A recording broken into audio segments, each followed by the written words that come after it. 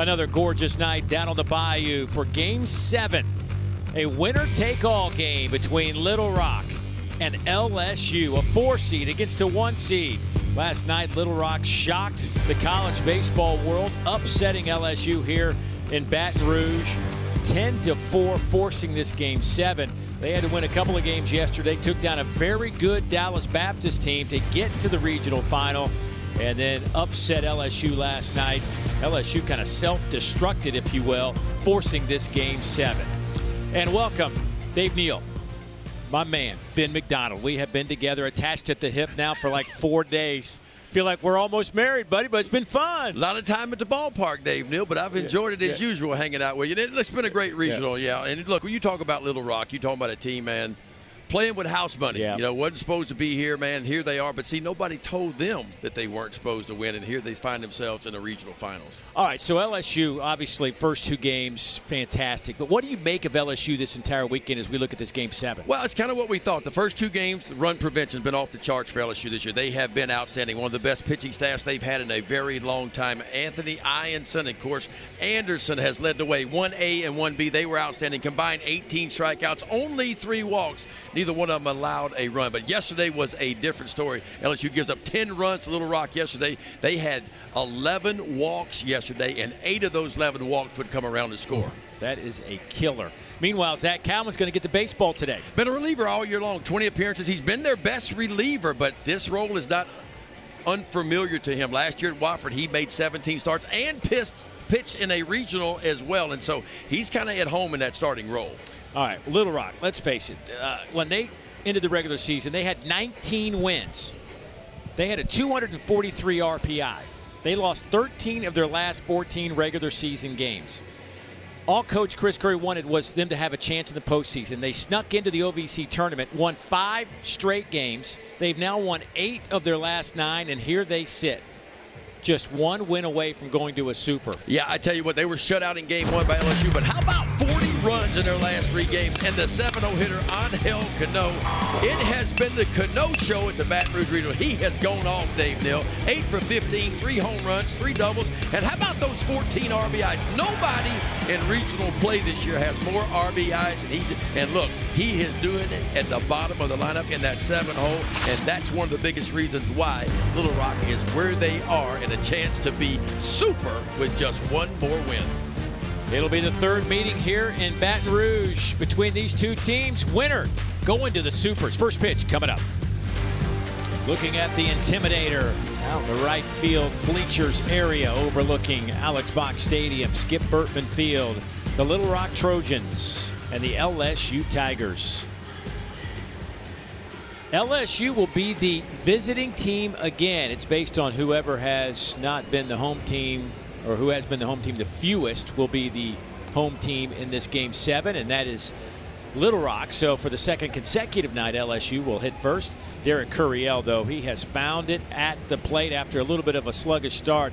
He's been a real go-getter at the top of this lineup this week. Yeah, and look, for me, he's the igniter. When he's getting on base in front of the others behind him, Ethan Fry, Milam, and company, that's what kind of kickstarts this offense. And you're right, he's been really good. 6 for 11 in these 3 regional games. He's hitting .545. And that lineup's going to face the senior right-hander, Blake Van Cleve, making his 25th appearance of the year, only his 2nd start of the year.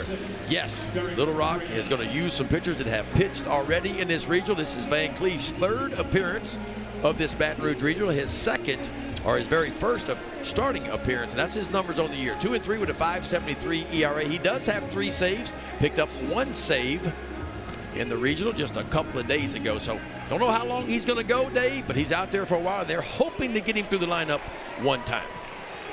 Derek Curiel will lead things off, the true freshman left fielder out of West Covina, California.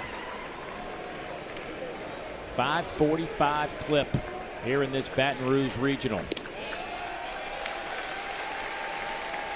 That's kind of where you're going to see Blake Van Cleve's fastball. Not going to light up the radar gun. It's going to be 86. He'll show you a 90 occasionally. Probably his curveball is his best secondary pitch to go along with that changeup and cutter. Popped him up straight up in the infield. Here's the 3rd baseman, Ty Rhodes, in foul territory, and he'll make the catch. One down. And there is a change in this lineup. And really, it's an adjustment. They had been set with Jared Jones in that 2-hole for a long time this season, but Jared's struggling a bit, so Ethan Fry slides up. Stephen Milam also moves up a little bit. Dickinson into the 4-hole. Jake Brown, and then Jared Jones is hitting 6th tonight. Yeah, and Jared's been struggling a little bit. So Jay Johnson, head coach for LSU, decided to push him down a little bit and take the guys that have been really hot. Ethan Fry, Milam's been really good. Dickinson's been really good all year long. And so just shaking it up a little bit, and sometimes a shakeup works. Ethan Fry hitting .342. He has slipped to number 2 in this lineup in terms of the team's top batting average. He was and had been for a while their top hitter in terms of average. He will look at a strike there. It's 2-1. And if you're LSU, you got to push that fastball down from Blake Van Cleef. He likes to pitch up in the strike zone. He'll be right at the top of the zone, but you got to push him down to get a more hittable pitch.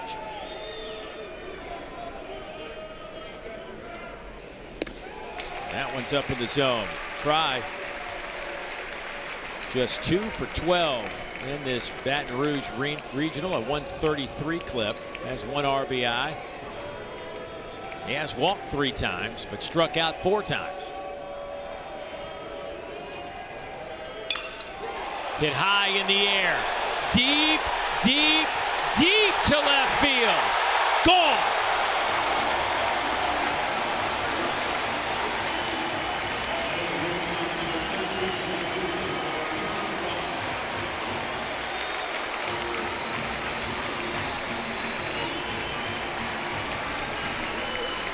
Well, if you're LSU, Dave Neal, that's how you want to get the party started right there.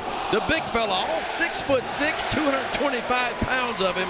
His 13th long ball of the year, his 46th RBI, folks. And I'm going to tell you what, there's 216 stitches on the baseball, and I think he just covered every one of them. That ball left the entire ballpark. Well, we thought Angel Cano hit a big one yesterday. That off was the scoreboard, but that one may have surpassed it. That was a moon ball. I didn't think that one was ever going to come down.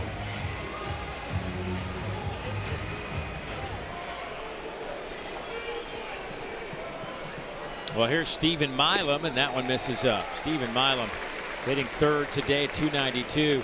Just told that ball left here off his bat at 107 miles an hour. That was a big ball.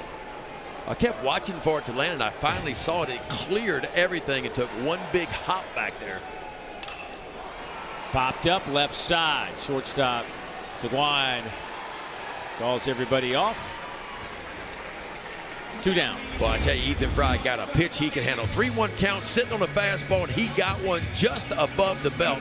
Looks like a pop-up off the bat, but you realize this kid right here is 6'6", 225. Sometimes pop-ups leave the ballpark, and he knew it when he touched it. He had home run number 13 on the year. There it is. Plumb out. There's the big hop back there.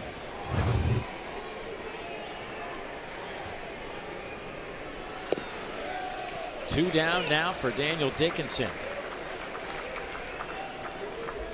The LSU got out first last night against Little Rock. Got 3 in the first, but Little Rock came storming back.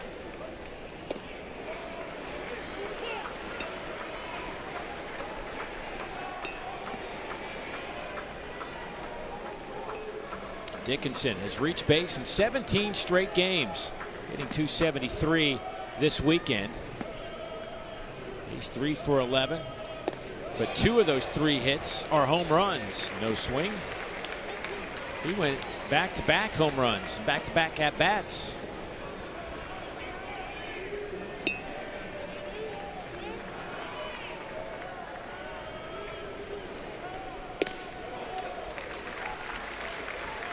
Not a lot of power arms in this Little Rock pitching staff. It's all about them throwing strikes and being around the plate and hitting their spots. That one's popped up in foul territory. Rhodes will give way to Seguin, and he'll make the catch right up against that netting. But a big blast off the bat of Ethan Fry. Boy, take a look at this, folks. This is how you want to make a statement right here. Go up there and get you one, kid. And boy, he got that one. LSU 1-0 after the top of the first. LSU with a big fly from Ethan Fry. Lead at 1-0 over Little Rock as we move to the bottom of the first inning. This is a lineup that has not been bashful with the bats this weekend. Help propel them to this Game 7 regional final. Alex Seguin will lead things off. The shortstop, Zach Henry, hitting second. Ryan Geck, the designated hitter, hitting .298. Ty Rhodes leads the team with 9 homers and 44 runs batted in. Cade Martin, the true freshman behind the plate. Cooper Chaplin. There's Angel Cano. Don't mess with things, right? If you keep winning, most would have him moving up in that lineup, but he'll just be in his comfort zone tonight, followed by Sammy Harris and Reed Wilbanks. Well, head coach Chris Curry told us both before the game, if it ain't broke, I'm not going to fix it. And there ain't no sense in fixing it right now because Little Rock has been on a roll.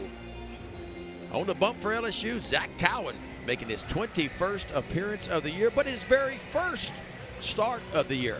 Out of Blythewood, South Carolina, played his first 2 years of collegiate ball at Watford University, transferred to LSU, and boy, he has been really, really good for the Tigers. Leads them with 6 saves on the year. First appearance since May the 15th, did not pitch in the conference tournament, and boy, you want to talk about an outstanding changeup. The fastball, 89 to 91, but the difference maker for him is that changeup. So Seguin will step in there to lead things off, and first pitch he sees fouls it straight back. Zach Cowan, if he's on his game, he is a strike thrower. 45 1/3 so far this year, only 10 walks to go along with 53 strikeouts. So a 5-to-1 strikeout to walk ratio, which is outstanding.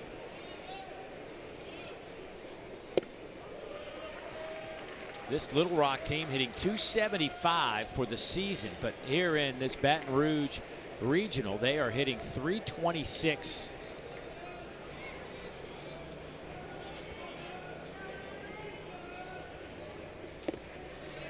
And that one misses inside. You know, there won't be a whole lot of patience in that dugout, or I should say, or in the crowd tonight if LSU can't find the strike zone after what happened last night with 11 walks. To say LSU scattered it would be an understatement after last night. Milam, crossover to Jones, and that'll be out number 1. Yeah, this Little Rock team, they were shut out in Game 1 of this Baton Rouge Regional by LSU, but since then they put 40 runs on the scoreboard. So the last 3 games they have averaged 10 runs per game.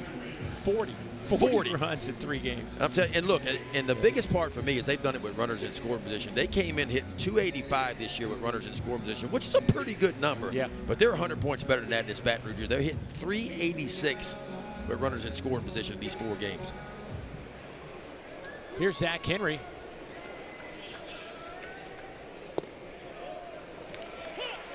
Zach 7 for 17 with a home run, has a triple, 6 RBIs, and there's the big one right there. Angel Cano in the background waiting for his opportunity. But the last 3 games, those are just crazy numbers. And look, it's been top to bottom. It has been 1 through 3, and 7, 8, 9. That lineup has done as much damage as any part of this lineup at all. Of course, when you got Angel Cano hitting back there in that 7 hole. And Sammy Harris sitting right behind him. Sammy's actually leading the team in batting average this weekend. There's a base hit shot through the left side by Henry. We've seen him do that a few times this weekend. Can really handle that bat.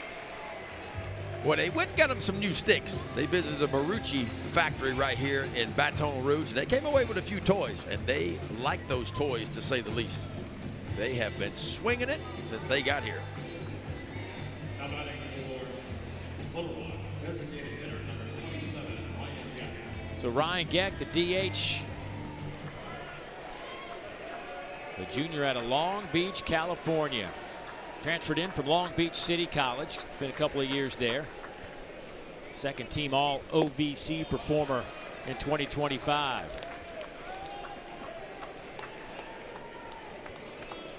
He had a big 3-run homer in a Game 3 win over Eastern Illinois.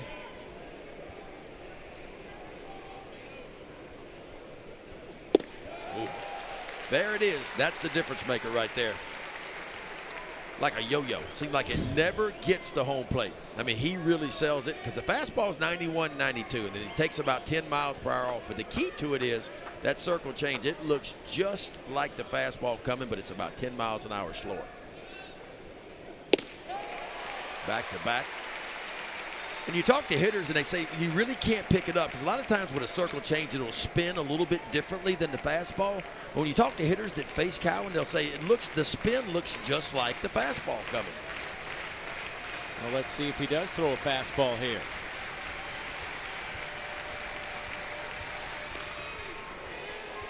Another changeup out to left, and this one is caught by Curiel. That'll be out number 2. What do you think about throwing a pitch 3 straight times? If it's that good, I mean, that's the thing. Normally, most pitches aren't good enough to throw 3 in a row, but when you have a difference maker, and I'll give you an example. The average collegiate changeup is swung and missed about 32% of the time. His changeup is swung and missed 46% of the time, and that's why it's an above average pitch. And when you have an above average pitch, you can use it a little bit differently. Now it's Ty Rhodes. 9 homers, 44 runs batted in, a .304 average. Ty, a junior, a third-year player at Little Rock out of Jonesboro, Arkansas. He's now making his 161st start of his Little Rock career. Been a starter since he set foot on campus. Fouls that one out of play. It's 0-2. Yeah, this is a veteran team that head coach Chris Curry has. You look around, Will Banks, senior. Zach Henry in center field is a senior. Seguin's a senior. Cano's a junior. Rhodes is a junior. So it's a veteran club. They've been around a little bit.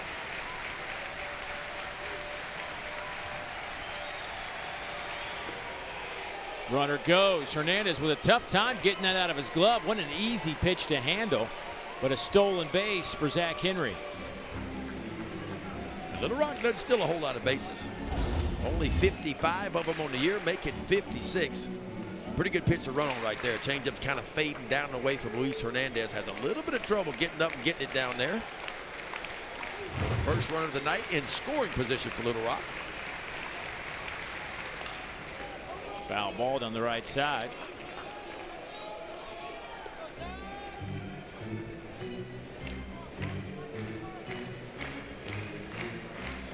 We talked about Zach Cowan making his very first start of the year. Now, he had 17 starts last year for Wofford, and I tell you what, he was outstanding. 10 wins, a .335 ERA, 110 innings pitched, man. He was a workhorse last year. Struck out 124 in those 110 innings pitched. 2-2.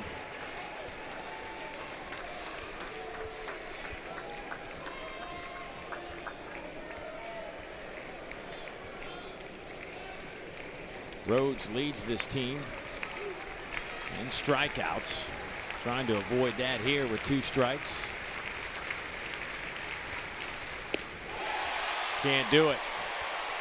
Cowan with a 92-mile-an-hour heater ends the inning. LSU after 1 leads by 1.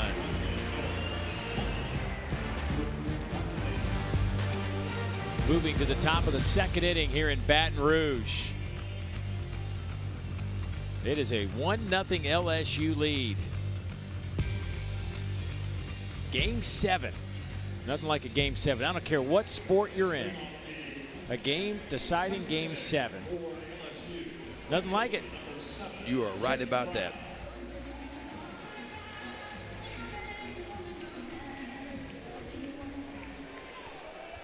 Jake Brown will lead things off against Blake Van Cleve.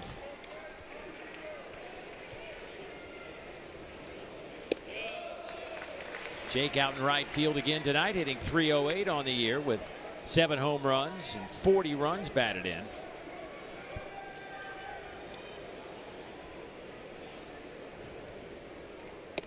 It will be Brown, Jones, and Chris Stanfield. 5, 6, and 7 due up for LSU in this adjusted lineup for Jay Johnson.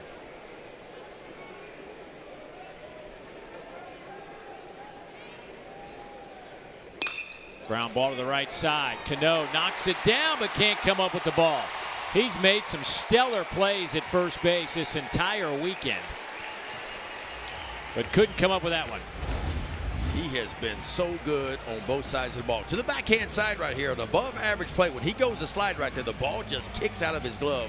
And the way Jake Brown runs, he is the fastest runner on this LSU team. There was no chance once the ball was bobbled. The Little Rock was going to get him. Good start for LSU in the top of the second.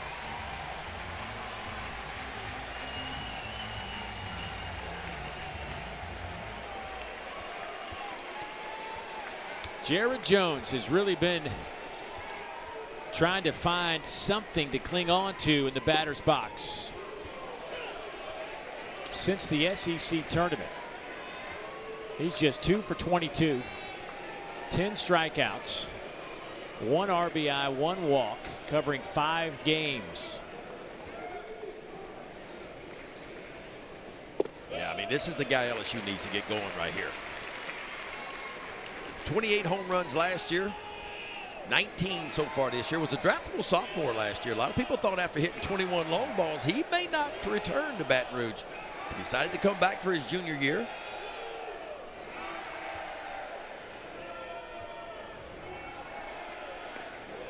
Jake Brown over there at first base, 11 stolen bases on the year.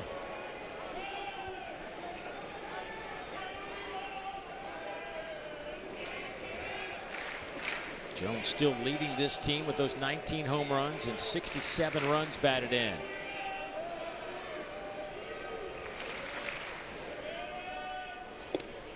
That one's just off the plate. 2-1. Jared, 6'4", 246. The junior out of Marietta, Georgia.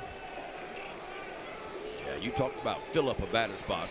And when Dave, when he gets into one, it's light tower power.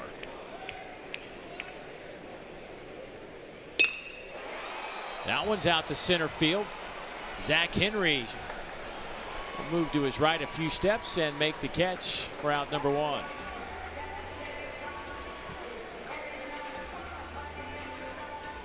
And here comes Chris Stanfield, another adjustment in the lineup tonight. Chris has been hitting in the 9-hole almost all season, but he moves up to the 7th spot. Chris, 318 on the year. Yeah, the transfer out of Auburn. It's 4 for 10 this weekend. Yeah, he's had some really good at-bats. Hitting the ball to the backside of the field, letting that ball travel. He's got a big hole to work with on the right side. You see Angel Cano holding Jake Brown on, but look where the second baseman, Chaplin, he is almost right behind second base, so there's a big hole to the right side for Stanfield. He hit his first home run as an LSU Tiger earlier this weekend. Right down the right field line. Just did clear the wall. 330 down the line. He hit it about 331 feet. Out to center field. Zach Henry on the run. Makes a diving catch. What a grab by Henry. And that's about as hard as Chris Stanfield can hit a ball right there. But Zach Henry was up to the task right here. This is a line drive, folks, and he's playing deep. Watch it. Quickly drop steps and goes right up to catch that ball. Boy, if that ball gets by him, the way Stanfield runs, it is an easy triple and maybe more than that. An outstanding effort by Zach Henry out in center field.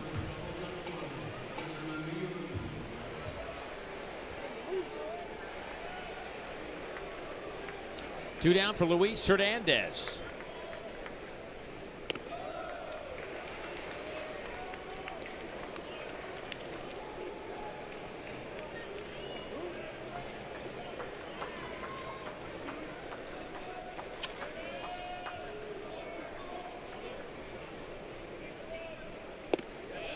There's a strike, 1-1 to Luis. 265, 7 home runs, and 27 runs batted in.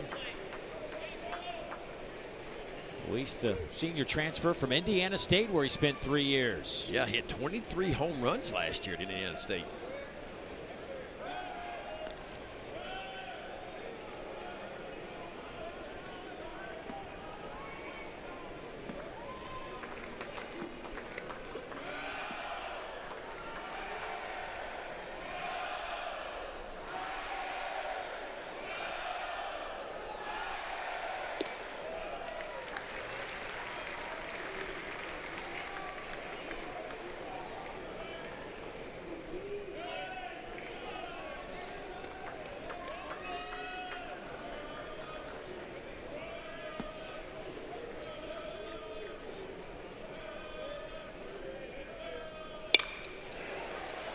Well, thank you, Kevin. Welcome to Baton Rouge, everybody, as the inning comes to a close. It is Game 7 here between LSU and Little Rock, as the Little Rock Trojans have become quite the story here in this Baton Rouge Regional. The 4 seed came in with just ended the regular season with just 19 wins. They rattled through the OVC Conference Tournament to win 5 games in 4 days to punch their ticket to postseason baseball at the NCAA level. And here they are playing in a Game 7 regional final against the LSU Tigers. Here's how it all happened. I mean, Little Rock had to win 2 times yesterday. They knocked off Dallas Baptist, the 2 seed, 8-6, then turned around and beat LSU last night. The final score was 10-4. It was certainly a big night for the Trojans. First ever NCAA tournament victory came this weekend. LSU, Dave Neal, by the way, Ben McDonald, glad you guys could join us. LSU, the first 2 games, looked like a team that had to be at the top of your list to win a national championship the way they played.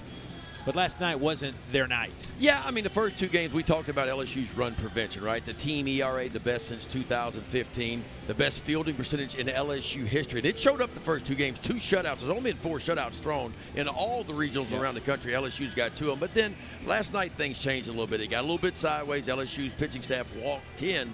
Or 11 actually, and 8 of those 11 would come around to walk. So they had to hit the reset button. And you know about baseball, you can't have scar tissue. You got to be able to flush it and move on to the next game. That's what LSU's trying to do. But Little Rock, man, I tell you what, if they got shut out in game 1, and everybody said, well, Cinderella's done. The dance was nice fun, run. but it's over. Well, guess what? 40 runs in their last 3 games. They won their last 3 games, and there's the head man right there, Chris Curry. And you talk about the job that he has done for the Trojans this year. Just outstanding. Good for that program. He's excited about where he is, and his kids are playing with house money, man, and they have been fun to watch in this regional. They lost 13 of their last 14 regular season games. They came in with a 243 RPI out of 299 Division I teams, but he felt they were much better than that. Just some injuries along the way. You lose a little momentum. He said, we just need to get to the conference tournament, and they did. They got in as the 8th team of 8 that go to the OVC tournament. They win a tiebreaker to do that, and then they run the tables, and now they've won 8 of 9, and here we sit. And if you'd have had Little Rock taking on LSU in a regional final on a Monday night, you need to head to Vegas right now. This is not your Buy place. you a lottery ticket, whatever you need to do. Here is Cade Martin, a true freshman catcher.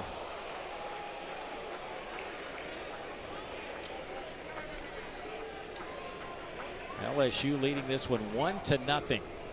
Cade Martin, 305 hitter on the year with 5 home runs and 31 runs batted in.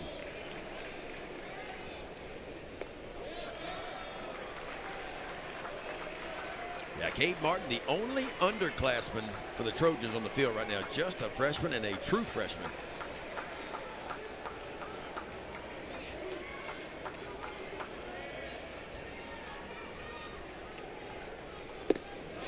And there is a 4-pitch walk. Well, LSU's leading by 1, and this is how it happened, as LSU is actually the visiting team tonight. Yeah, the big fella, Ethan Fry, got him a fastball. 3-1 count. He went up top shelf and turned one around, and he didn't only just turn it around, he hit it plumb out of the ballpark. His 13th long ball of the year, and that's the only scoring so far in this one.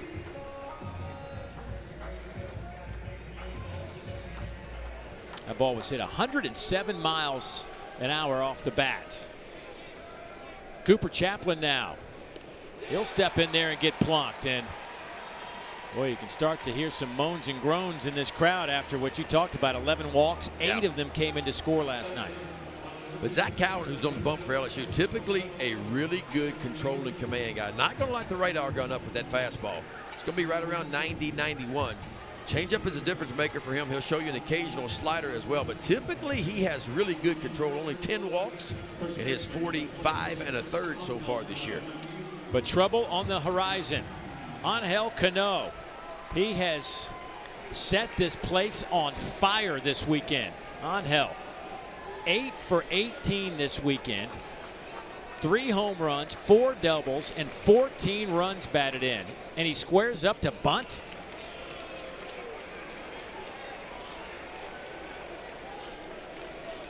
Didn't have that on my bingo No. card. Not the way he's been hitting it. I don't know if that was just a fake to bring the infield in a little bit and then turn him loose. I mean, think about Angel Cano. He had a total of 4 home runs when he got to the Baton Rouge Regional. He's got 3 so far in the Baton Rouge Regional. And how about 14 RBIs just in this regional alone? He hit one yesterday, Ben, off the scoreboard. I mean, it. Even the people around here were oohing and on how far that ball went. And it was. I asked him earlier today before the game. I said, "Was that your longest home run of the year?" And he said, "Oh yeah." After he drove in 7, we interviewed him after the game, you know, and he's like, I said, man, you ever heard a game like that before? And he just kind of smiled. He said, I've played a lot of baseball, and boy, how about that stroke right there? That stroke is short and tight and quick to the ball. You talk about bounce off that bat of his. It is some big-time pop. Young man out of Cartagena, Colombia. He's been a fun story this weekend. His parents down in Cartagena cannot come up to the States. They just, it's just too much going on in their hometown, but they are watching every game. Little squibber off the end of the bat, and that's going to go foul. You surprised Jared didn't pick that up and get the out? I thought Jared Jones had an opportunity there to quickly pick that ball up and at least take an out. Now, obviously would have moved the runners to second and third, but at this point, you'll take an out. But the ball had a lot of English on it. Jared Jones thought it'd be better to let it go, and it trickles foul. And anytime I get a chance to get that guy out, I'm getting him out. Yeah. I don't want to give him another swing. 1-1 the count. As Cade Martin's down at second, Cooper Chaplin is over at first. LSU is 32-6 in the friendly confines of Alex Box Stadium this year. They came in as a number 6 national seed. Been ranked number 1 a few times this year. They finished up the regular season as the number 1 team in the country. Up in the zone, 1-2 the count. Yeah, and if you sitting on changeup with Zach Cowan, he can zip the fastball by you. Changeup's right around 81, 82, fastball 90 to 92. If you go up there and look for his best pitch, which is no doubt the changeup, he can get the fastball by you.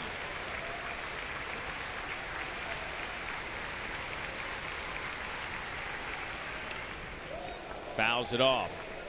Cano on the year hitting just .241, but you wouldn't know it by the way he has swung it this week. He came into this Baton Rouge Regional hit .213 on the year. How about that? 18 RBIs when he got here. That's for the whole year. 14 alone in the Baton Rouge Regional. That ball smoked. He stays hot. They're going to send Cade Martin. The throw will be cut off, and we are all tied at 1. Make it 15 RBIs in this Baton Rouge Regional for Angel Cano. And I tell you what, the Trojans continue to wear it out in the big moments. Hitting with runners in scoring position. If you missed it earlier, 285 on the year runners in scoring position. In this tournament alone, they're hitting 386. That number just went up. He just kind of stuck his nose on an elevated changeup, quickly turns it around, and turns that scoreboard around too. We are all new again at 1-1. You know, it's these events like Angel Cano, you know that certainly big league scouts are all over the place looking for talent, but you put him on this kind of stage and the way he's swinging it, all of a sudden guys are starting to jot his name down on some sheets. There's the bunt by Sammy Harris. Play over to first. Runners move to second and third, so Sammy does his job. That'll be the first out of the inning.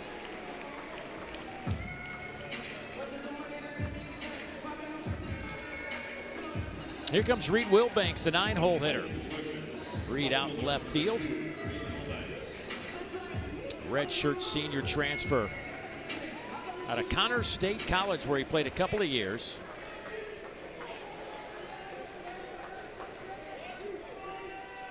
Another Arkansas kid on this roster for Chris Curry. He started close to 100 games over the last 2 years for the Trojans. Zach Cowan got off to a great start out of this bullpen for the Tigers. His first 13 appearances, only 3 earned runs allowed. His last 7 appearances, though, he's allowed 9 earned runs. He squares up to bunt. Cooper Chaplin scurries back to third base.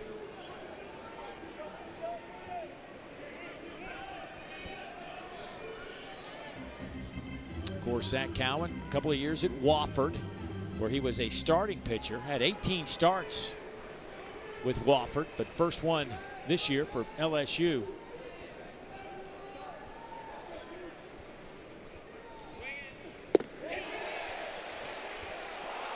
No swing, says our first base umpire, Robert Nunez. You be the judge, Ben. I don't think so. I mean, the hands went out in front, but the barrel didn't. I'm okay with that one. 2-1 on Wilbanks.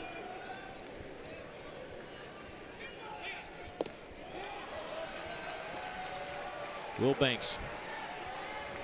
He's 3 for 13. 231 this weekend.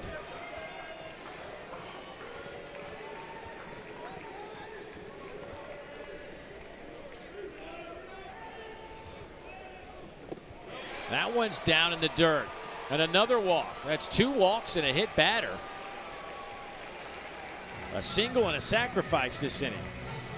Yeah, and you wonder how long Jay Johnson's going to go with Zach Cowan. Kason Evans, been mostly a reliever for LSU this year.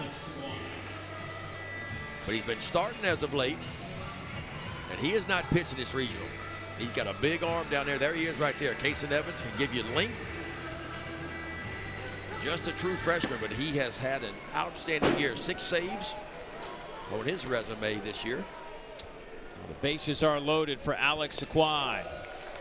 He's 6 for 13 this year with 16 RBIs when the bases have been full of teammates. He grounded out his first time up. Boy, he's played some exceptional shortstop. Yeah, he's been good. And I tell you what, he fooled me too. His arm is a lot better than what I thought it was from the shortstop position. That's going to get in for a base hit. Chaplin comes in to score. Cano rounds third. He will score. And again, Little Rock jumps out in front here in Baton Rouge. It's 3-1. Well, this team just keeps on coming at you. We talk about hitting and how do you hit in the big moments. And I love the approach by Little Rock all weekend long. They don't try to do too much. They know who they are, and that's the most important thing as a baseball team and a baseball player is to know who you are and what you do best. They play small ball, they bunt, they hit and run. They'll steal a few bases from time to time, and they will beat you. Jay Johnson heading out to the mound. He has seen enough. He did not want to make this walk. Nope, not this early in the ball game. You felt like it was going to be a piggyback situation between Cowan and Evans, but I think he was hoping to get Cowan through the lineup a couple of times and then bring in Evans, but doesn't have that luxury. He'll have to bring in his ace reliever right now. All right, we'll update this change. LSU in a world of hurt here in the Baton Rouge Regional Final.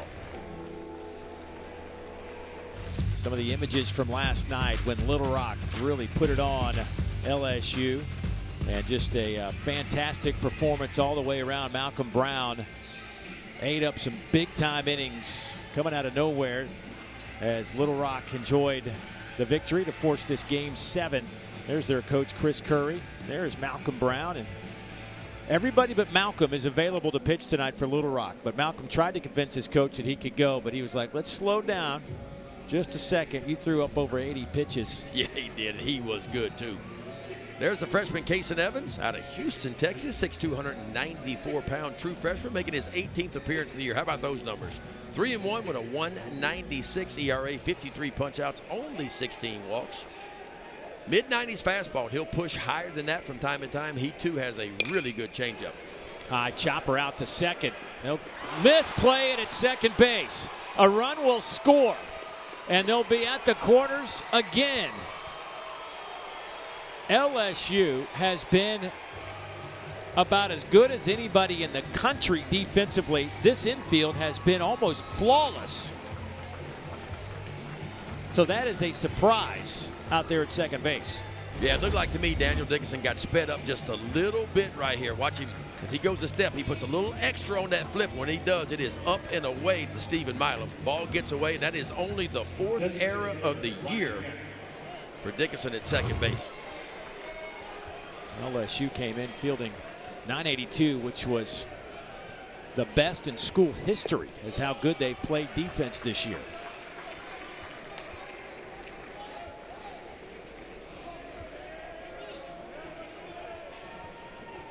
So Henry's over at first.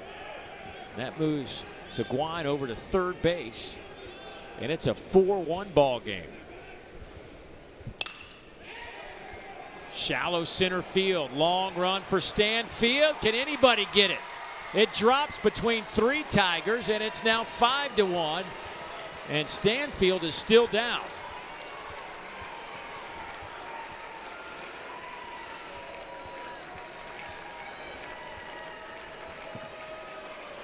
Yeah, I don't know what kind of jump Stanfield got on this ball right here.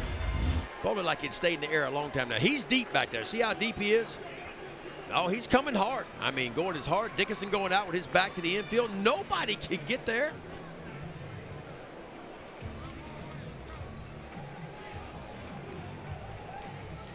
Boy, and that right knee went right into, looked like the rib cage of Dickinson, the second baseman. Everybody seems to be okay, but it's 5-1 Little Rock. On plays like that, they always teach if you're an infielder going out, you want to stay up. You want to stay vertical, and you want the outfielder to be coming in. You want him to go low and dive. That keeps the collisions, head to head away from each other if you stick with that. But sometimes that's hard to do.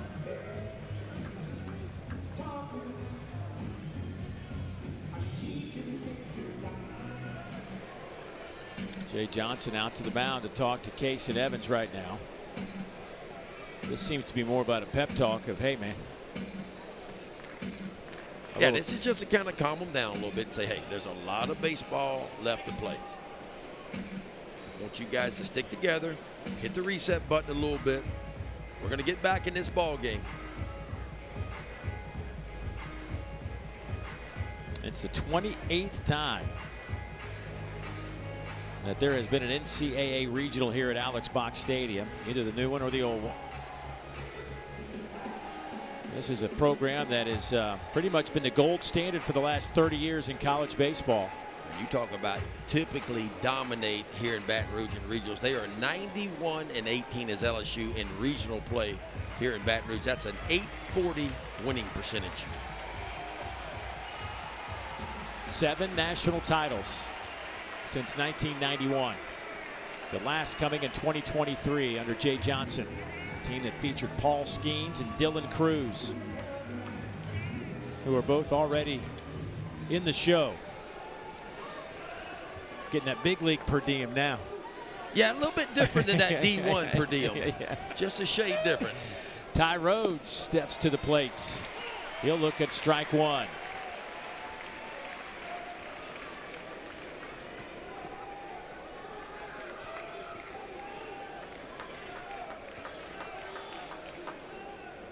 Ty struck out his first time up. The junior out of Jonesboro, Arkansas. He's transitioned from the outfield over to third base this year. Leads his team in home runs. Strikeout numbers have really popped this year. He's up over 50. Only had 24 strikeouts last season.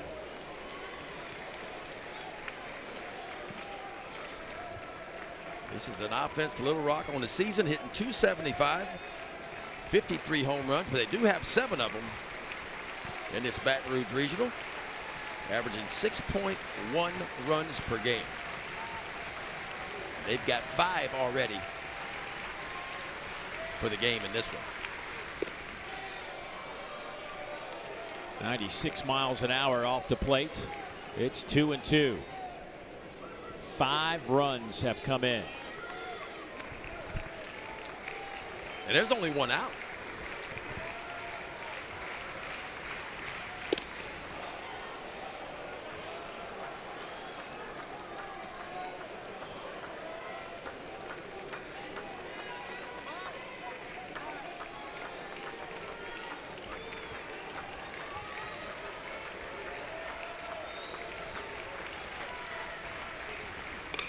Ground ball to the right side. Jerry Jones fields and throws and got him at second base.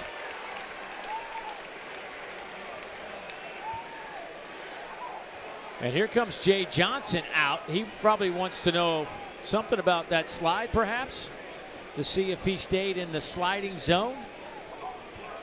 Directly into the bag. Pretty gutsy play right there by the junior first baseman, Jerry Jones, who the easy out was just go touch first base. But he wanted to get that runner.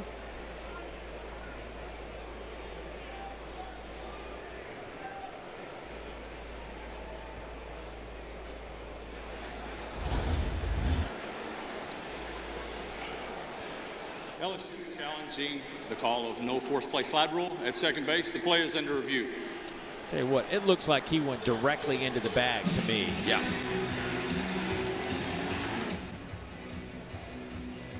That's a big old boy, too, in Ryan Geck, too. He is a big old guy sliding in there right there.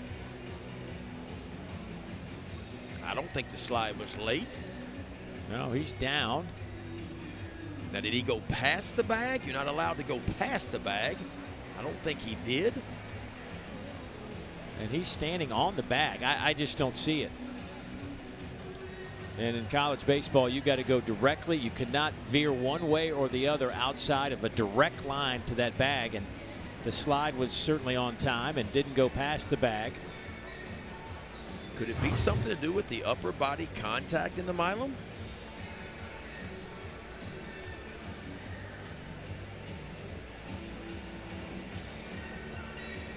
Jay Johnson hopped out of there in a hurry. I know that.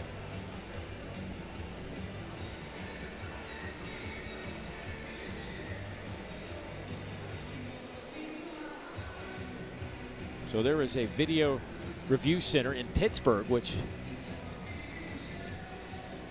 they are searching through all the angles, looking at the best one to make a decision. They will relay that message to our crew here in Baton Rouge, and they will announce it over the public address system here inside Alex Box Stadium.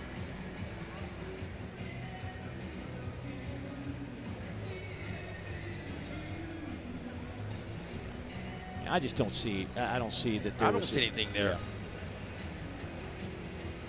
I thought that was a legal slide. Looked fine to me.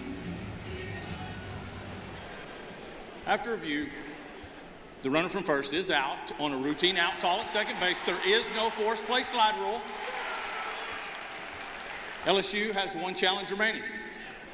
So 2 outs in the inning now. Runners at the corners. As Rhodes hits into that fielder's choice. And the 10th batter of the inning coming to the plate in the form of Cade Martin. How about a catcher, Cade Martin?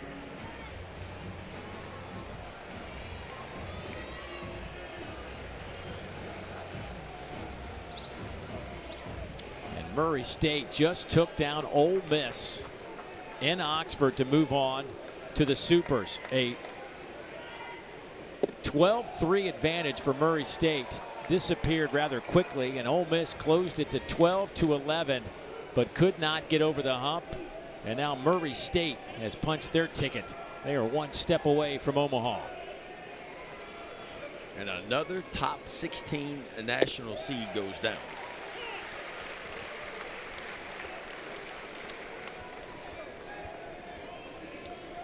These, in the history of this format, which goes back to 1999, here are the 4 seeds that have reached the Supers.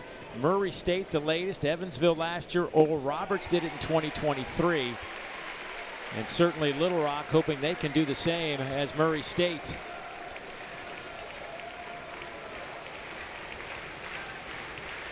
Baseball is a wonderful game.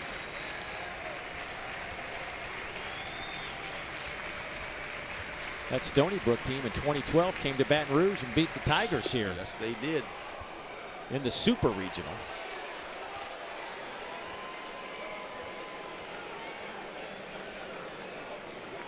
So 2nd and 3rd now. Cade Martin got this whole party started when he walked. This inning, there have been 5 runs, 3 hits, 1 error, a couple of walks, a hit batter, and a swing and a miss. Hernandez comes out and fires to first, and this inning is finally over. But Little Rock strikes for 5. They lead it by 4. We will visit with that man, Chris Curry, and his Trojan program when we come back. Alex Box Stadium, Little Rock just puts up a 5 spot to lead LSU 5-1 as we go to the top of the 3rd inning. Dave Neal, Ben McDonald, and there is Chris Curry, the head coach of the Little Rock Trojans. And Coach, I mean, just out of the gate, what's going on with your team right now? This is crazy, winning 8 of 9 and certainly not intimidated by this environment at all. Well, no, this is now the 5th game, maybe the 6th, correct me, that we've played here. And so they in a row. And so they now understand how to deal with the crowd. They understand the wind and the way it plays. And great at bats. The freshman starts it off with leadoff walk, and then we get another man on. And after Angel thankfully pulls back on the bunt, because I'm not sure what Angel had in mind there. He gets a nice base hit. We talked about that and cleared that up. And then some good situational hitting there. Seguin there with a backside single. Yeah, and you got your senior Blake Van Cleve on the mound, making his 3rd appearance, his first start of this regional. Right, what are you hoping to get out of him tonight? About 3 more hitters. The man on deck is the one that I've circled, and I think he's going to play a long time. We're going to watch him on TV, and so we got to get 9, 1, 2, and then that'll be the 2nd time through the order, and we might go to a different look. Hey, Coach, before we let you go, just how important has this weekend been for you and your program? Life-changing. Life-changing for me, life-changing for our players, and program-changing forever. Well, certainly best of luck rest of the way. It's been fun watching your boys play. I appreciate you guys. Good Thanks. luck, Coach. Thank you, Ben. Michael Braswell, the 3rd, to lead things off. He'll square up to bunt, pulls it back, and it's 3-0. Well,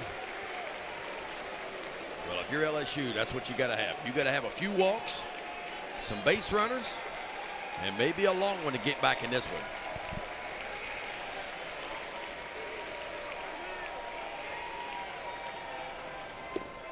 There's a strike at 3-1.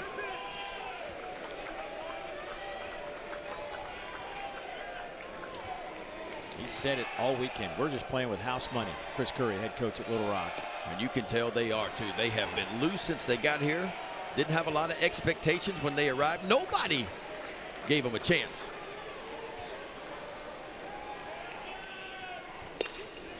Off the end of the bat, right to Cano. He'll take it himself.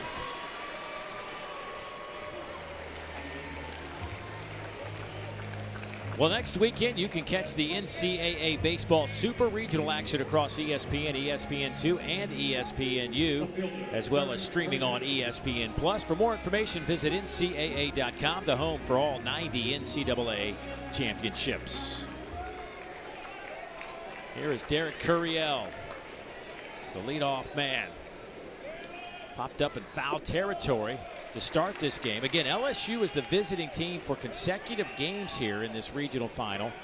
And it's basically based off, it's an NCAA thing, that the team who's been the home team the fewest amount of times will get to be the home team. And it works out that Little Rock gets to be the home team tonight. It's been that way for a while, but I've always believed if you earn the right to be a 1 seed.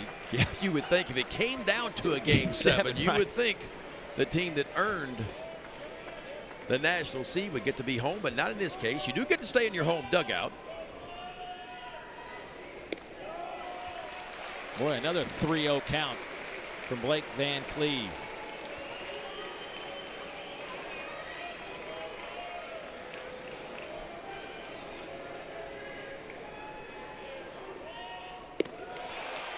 A 4-pitch walk, and that'll put Curiel on for the man who went yard his first time. He left the yard his first time up, and Ethan Fry. And this is the batter that we just heard Chris Curry say he has circled, and this might be it. And here comes, right on cue, the head coach of Little Rock out to the mound. He's going to make a change in a hurry. He's going to go grab Brody Bunting.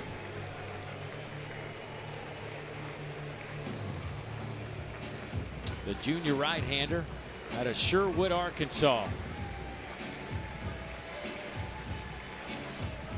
So we will step aside for a moment, come back to Baton Rouge, LSU in an uphill climb. Little Rock has played, this is their 5th game, so they have had to go through some pitchers, Ben. They have used 11 different guys, and you see some of the numbers on there. There's a chance we may even see Wells, who started the first game through 103 pitches at the back end of this game. But everybody except Malcolm Brown, who threw 89 pitches in relief yesterday, did a great job, is available today. Everybody, I mean, it's all hands on deck, and it's got to be in a Game 7 for sure. There is Malcolm Brown, 5 1/3 in relief yesterday, and what a great story for him. He almost gave up the game to go get a job. Work has 1-year-old, had a birthday yesterday when he gets the ball and puts on that kind of performance, but his coach, Chris Curry, convinced him to come back to school and get a degree, become the first person in his family to get a diploma. And how about the moment he had yesterday? I mean, he is the reason, one of the reasons why they are where they are right now. Big time performance for him yesterday. Now it's up to Brody Bunting. Pretty good pitch right there. Bunting pitched a couple days ago on Saturday against Rhode Island. He went 4 1/3, 6 hits. He gave up 4 runs. And Bunting threw 83 pitches on Saturday, got yesterday off, and he is back at it again today. 1-1 to Ethan Fry, but they'll go to first. Again, LSU has changed their lineup today. They have shaken this thing up. Ethan Fry moving up to the 2-hole today, replacing Jared Jones, who slides back down to the 6th spot in this lineup. Jared just been struggling a bit at the plate. Fry with a high chopper, and that's going to get in for a base hit. He hit one out of the stadium, and then that one chopped in front of the plate about 5 feet in front of it. Well, it must be hard out in front of home plate. And they watered it. We watched them water. You could see the dirt out in front of home plate. It's still a little bit dark. This ball, when it hit, man, it hit about 20 feet in the air and got over the third baseman's head. Road, so 1st and 2nd, and 1 out for LSU with Stephen Milam stepping to the box. Bunting's going to be right at about 90 to 92 with his fastball. Got a slider and a curveball and a changeup as well, and he likes that slider of his, especially against the right-handers. Here is Stephen Monster Milam. He's leading this team in batting average. Came into today's game 5 for 7, scored 5 runs. Has a double, a couple of RBIs. His first time up, popped up to shortstop. Yeah, he's had 14 plate appearances in this tournament so far, and he has reached 11 times out of 14 plate appearances. Out to center field. Zach Henry, good read on that one, but that will get Curiel over to 3rd, and Fry tags up, and he'll get to 2nd base. Yeah, both runners tag and take an extra 90, so 2nd and 3rd and 2 out. That deep fly ball by Stephen Milam.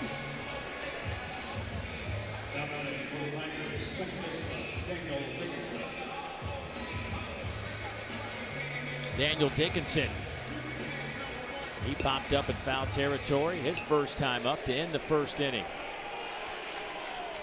327, 12 homers and 48 runs batted in. He had back-to-back at-bats earlier this weekend with home runs. Yeah, the Tigers have been good, not great with runners in scoring position in this tournament. The season average 316. They're hitting 298 in this tournament with runners in scoring position.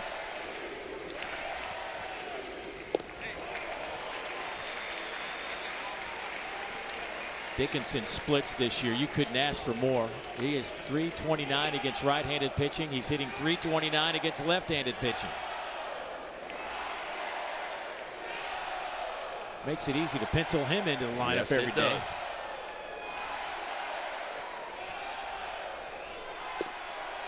And that one's down. It's 3-0.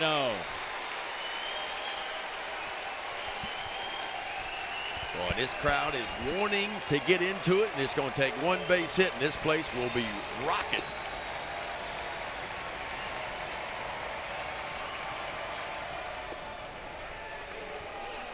Three and one.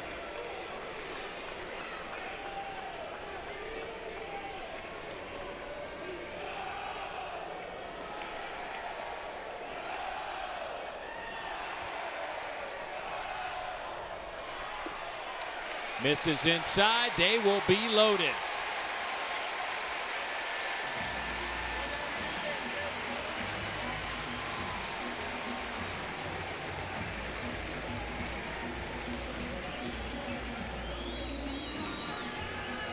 And here comes Jake Brown with the bases loaded. Last night, LSU had 2 opportunities in separate innings with the bases loaded and couldn't get anybody home. See if they can turn the tables here on this Monday night. Crowd certainly trying to help them out.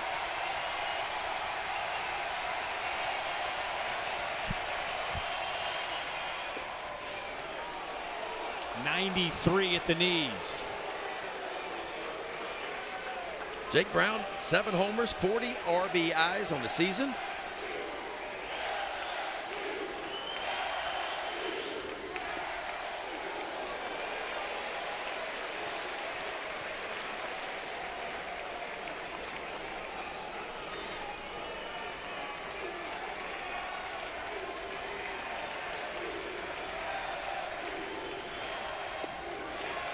Oh, off the plate there. It's 2-1. Boy, and if you're Jake Brown here, you're sitting on one pitch in your happy zone. Looking fastball and looking for one out over the plate to do some damage.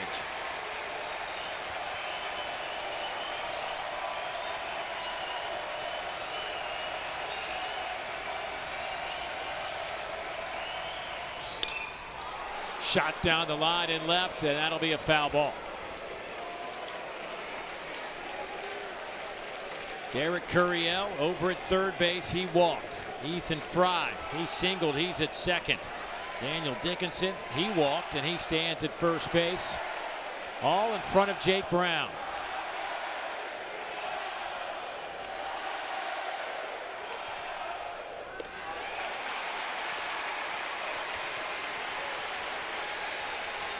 All right, 3-2 count. Runners are going to be moving. Ball gets in the gap. You're going to see 3 score.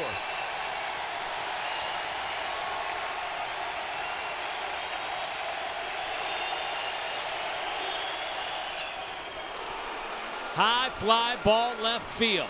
Reed Wilbanks makes the catch, and the Tigers will leave them loaded again.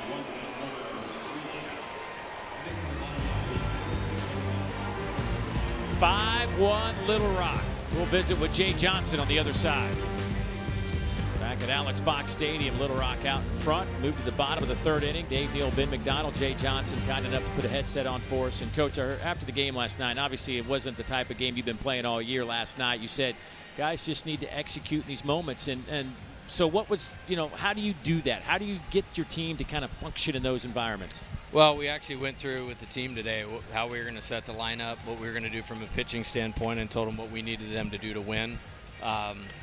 So we got to just execute the plan, and there's a lot of game left, and obviously you'd love to get a hit right there, but there's no clock in baseball. We've been here against Mississippi State, against Alabama, and have been able to do it, so this team knows it can do it, and we just got to get a 0 right here and then get back in here and put together more good at-bats. Coach, speaking about the lineup a little bit different for you guys tonight.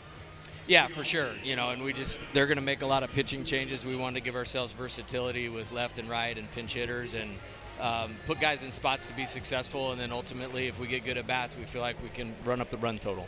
All right, buddy, we'll let you go. Thank you. Thank you, man. Good luck, Coach. Appreciate him doing that. Down 5-1 in a regional final.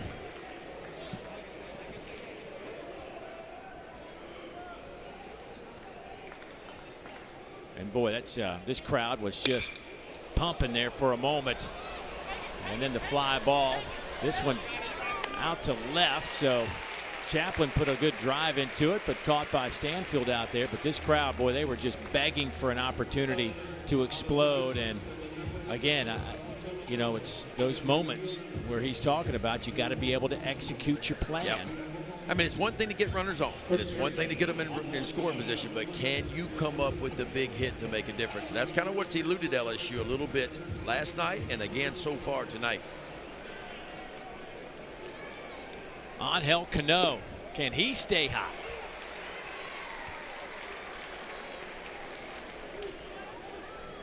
Working against Cason Evans. He'll look at strike 2. Boy, 95 at the knees, painting the outside half. Yeah, Cason Evans just gets it and he goes. He gets right back on that rubber and he is ready to go down that slope again. This is inside. And it's kind of herky-jerky. You know, it's not real smooth, the windup. See how he kind of doesn't bring that leg all the way up. It's kind of a half kick a little bit.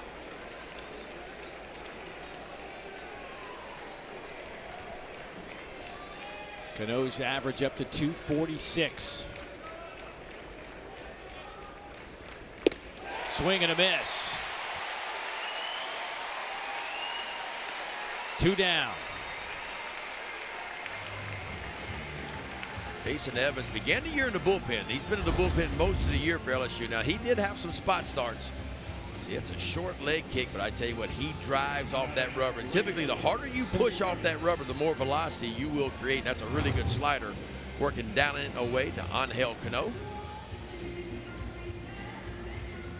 And here comes Sammy Harris.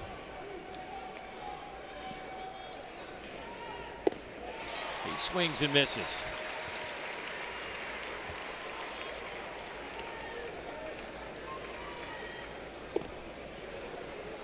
Boy, Evans does work quick. I mean, he gets it. He is ready to go again. And I do not have a problem with that. Keep it moving.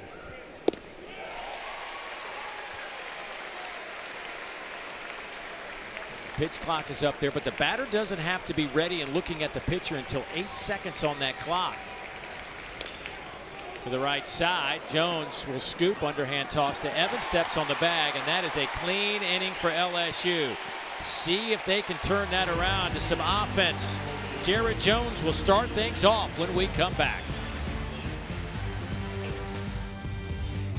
Well, here are the teams that have punched their tickets to the Supers.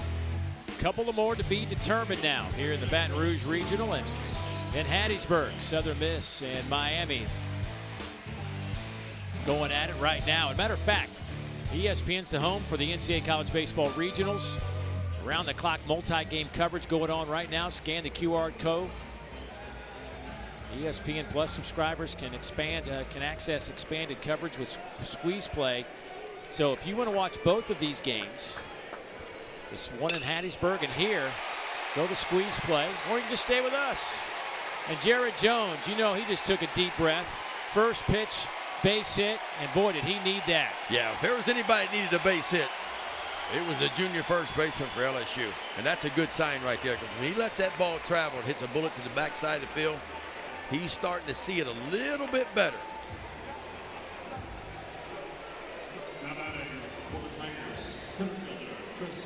There's the QR code. Get your phone out. Squeeze Play's been awesome this weekend. Chris Budd, Matt Schick, Chris Burke, Mike Rooney, spinning around the country. They've watched a lot. We thought we've been at the ballpark a long time. They've been watching more baseball than anybody. I know me and you spent 16 hours here on Friday. You won't forget that, will you? After a 5+ hour rain delay where it never even rained. We got to watch the grass grow. That was fun. They cut the grass 3 times while we were waiting. Here's Stanfield with a 1-1 count. That's in there for a strike. It's 1-2. Stanfield had been hitting 9th in this lineup, but moved up. He's hitting .318 on the year.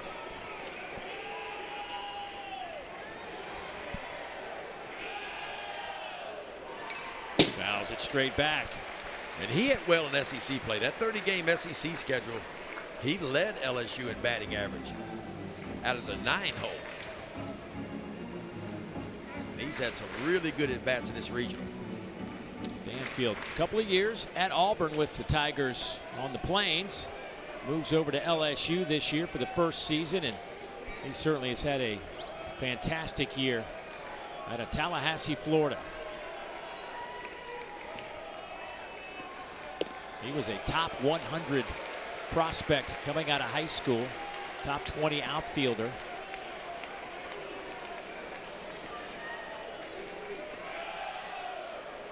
Having career numbers.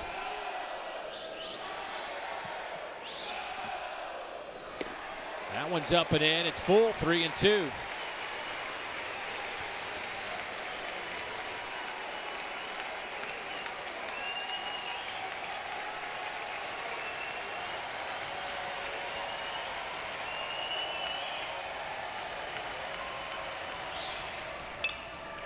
Out to short.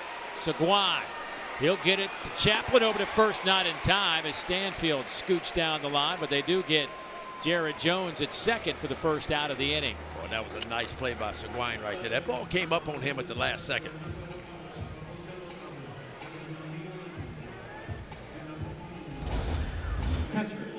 Watch this. Routine ground ball. Watch it come up. Little bit up right there. He catches it in the heel of the glove, but he had that throw in hand right there to trap it. They almost turned to 6-4-3 double play, but Stanfield really gets down the line.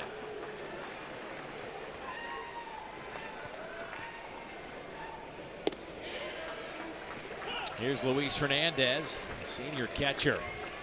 Luis transferred in this year from Indiana State. First team All Missouri Valley last year, where he hit .359 with 23 homers, 76 runs batted in. He got some international baseball work. He played for the Puerto Rican 23 and under national team last summer that won silver at the Baseball World Cup in China. Yeah, and a ton of experience, and he has postseason experience too at Indiana State. They've been in a couple of regionals, a super regional as well. High in the air, out to center field. That is where Zach Henry makes the catch. That'll be 2 out.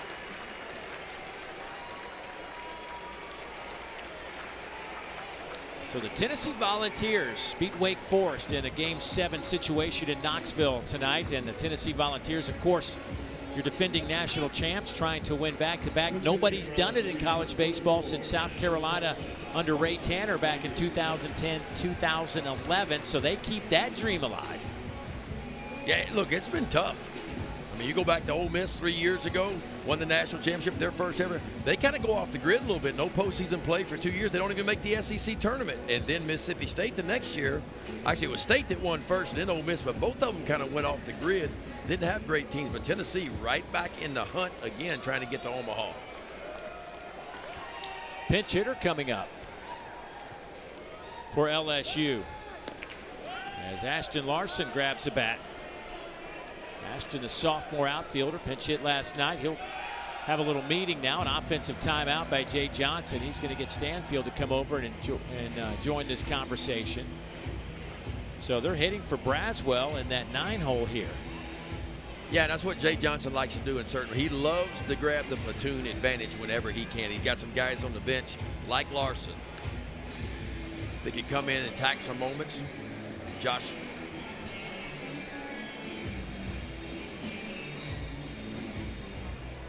Ashton Larson, 256 on the year. Got the Pearson brothers that'll come off the bench as well.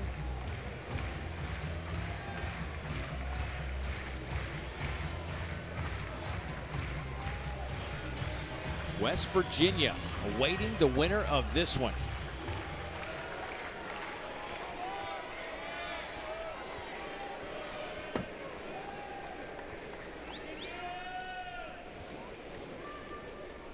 Larson looks at one up in the strike zone.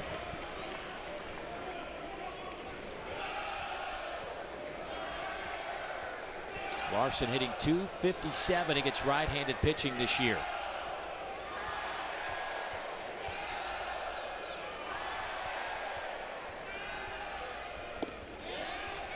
That one misses outside, so it's 2-0.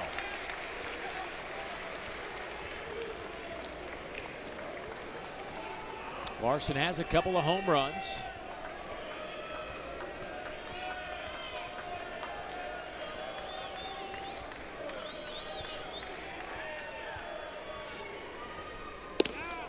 Throw back to first.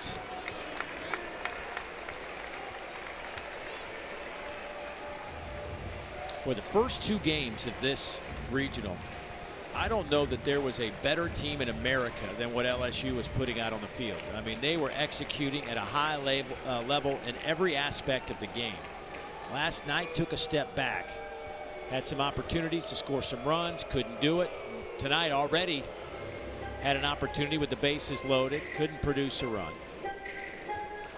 Well, the game always, and look, the most important thing in this game has always been pitching and starting pitching. When you have starting pitchers like LSU has, and you talk about Anthony Ianson, Cade Anderson. Anderson leads the country in strikeouts. Ianson is third, and they stack zeros in the first 2 games. You don't have to score a lot of runs when you have that kind of pitching, but it started to fall apart a little bit for LSU last night in Game 3 of this regional. In 2 games against the previous 2 games against Little Rock, LSU has left 14. 9 of those have been in scoring position. There is Cade Anderson, draftable sophomore. You talk about helium in the draft. He has shot up the draft boards. Cade Anderson expected to be a middle 2nd round pick when the season begins. Some projections have him as high as number 3 in the 1st round to the Seattle Mariners. And that is ball 4.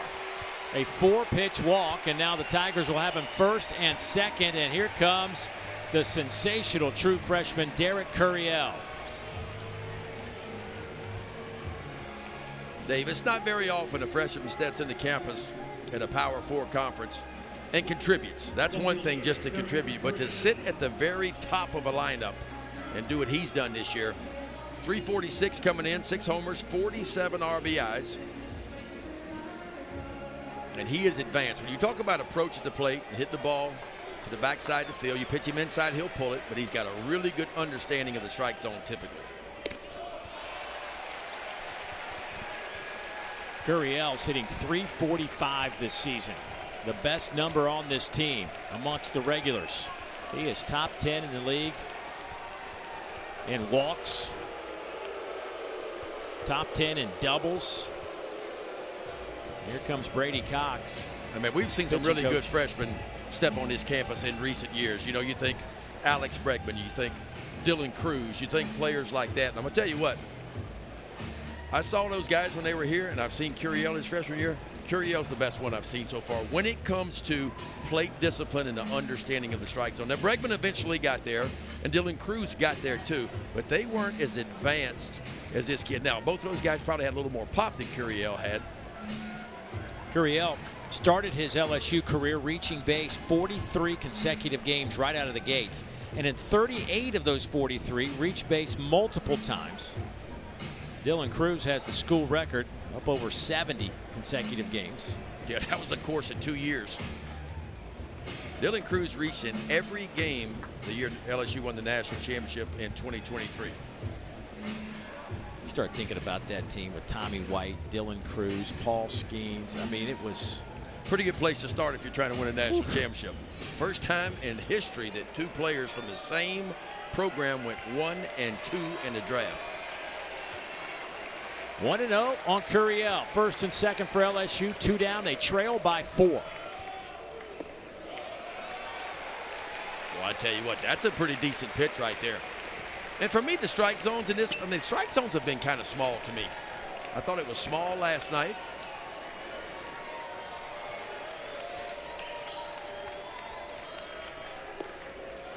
There's a strike, 2-1.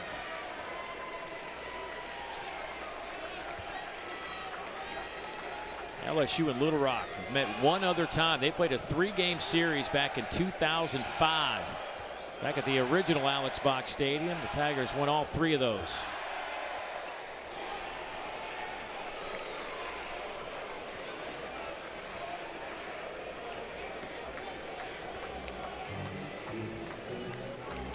That ball must have nicked home plate umpire Mike Morris, because he spun around quickly.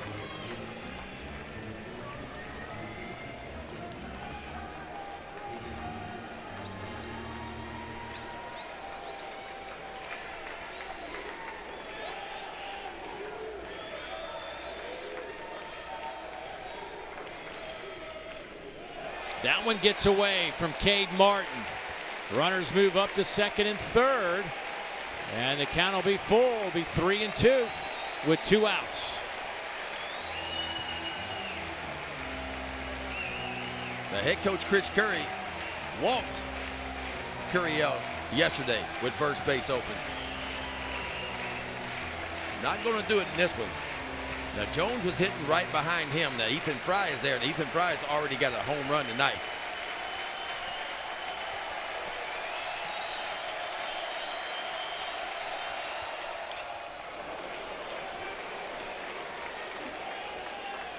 Yeah, Curriel wanted that swing back. You could see when he swung and offered at that elevated breaking ball, it was not a strike. He turned in motion to the dugout. That ball was up. He knew it was up.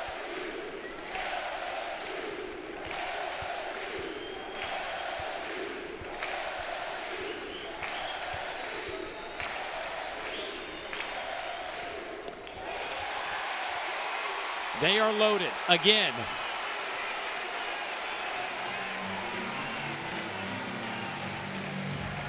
And here comes Ethan Fry.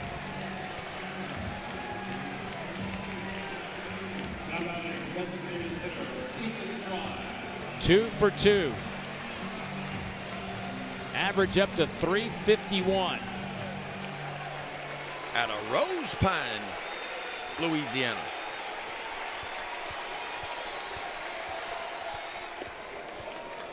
Ethan Fry 2 for 6 this year with the bases loaded. One of those 2 hits was a grand slam. Hit one out of the stadium and left earlier tonight.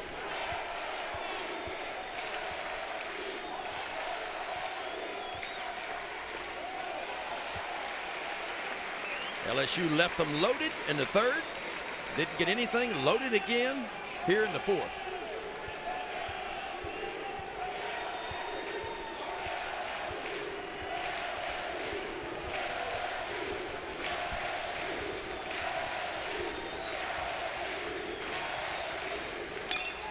Shot out to right center. That's going to drop off the wall.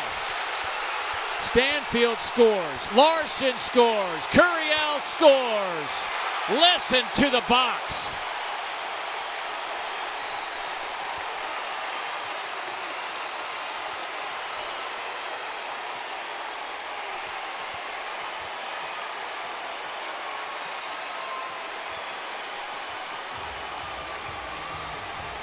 Well, Jay Johnson pushing all the right buttons. He shook that lineup up. He put Ethan Fry in that 2-hole, and all he has done today, folks, how about 3 for 3, a homer, a double, a single, and 4 RBIs, and this is a bullet. And if that wall would have been there, that ball might have rolled all the way to Rose Pine, Louisiana. Watch this swing, just a beautiful swing. You talk about touching one off the bat. One hops it off the wall. That ball off the bat at 113 miles an hour. And LSU draws to within 1. That is clearly the hardest hit ball we have seen this entire regional.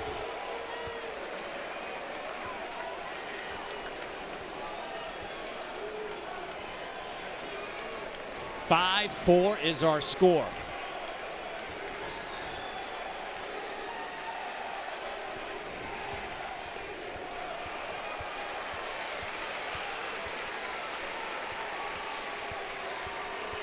Stephen Milam trying to keep it going.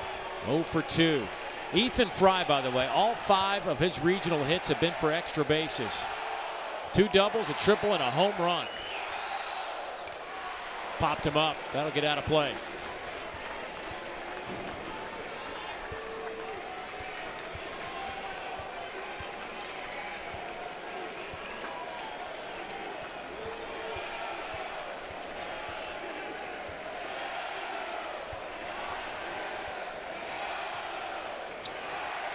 And we may see their #1 starter, Jackson Wells, here any moment. Yeah, Jackson Wells threw 103 pitches on Friday. That's blasted out to center. Zach Henry on the run. He will make the catch and crash into the wall.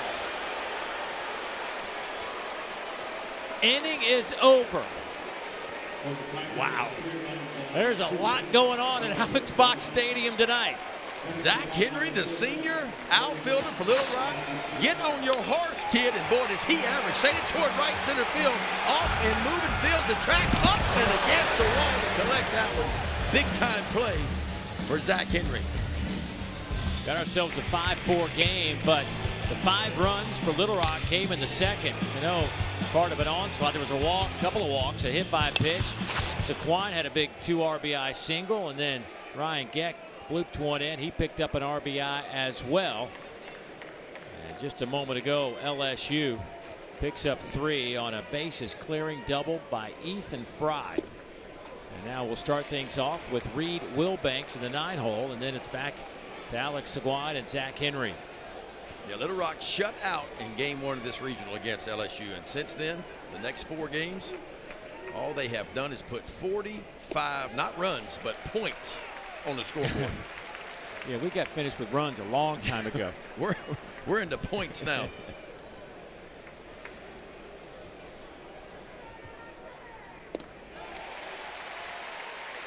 Tayson Evans took over for LSU starter Zach Cowan, who couldn't get out of the second inning. Talking to Jay Johnson, he was really hoping that Cowan could go as far as he could go, but 4 innings would have been plenty, but just couldn't get there tonight. Didn't have his best stuff, and turns it over to another guy who was started and relieved. Both Cowan and Evans tied for the team lead with 6 saves apiece. They both sat at the back end of the bullpen for LSU early in the year. Chase Shores was the Sunday starter for LSU, and he started to scuffle a little bit. So Evans became the Sunday starter late in the year.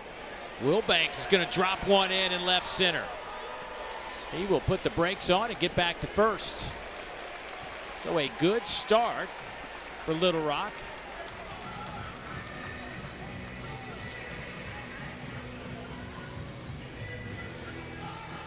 LSU went to the bench and pinch hit for Michael Braswell last inning. So Tanner Reeves now takes over at third base. Tanner, a redshirt junior. JC transfer in here out of Bonham, Texas. Welcome to the game, young man. 5 hits for Little Rock, 5 hits for LSU. There's the bunt by Saquon. It's a good one, and Evans will just throw it over to Jones for the out. That'll move Wilbanks over to second base.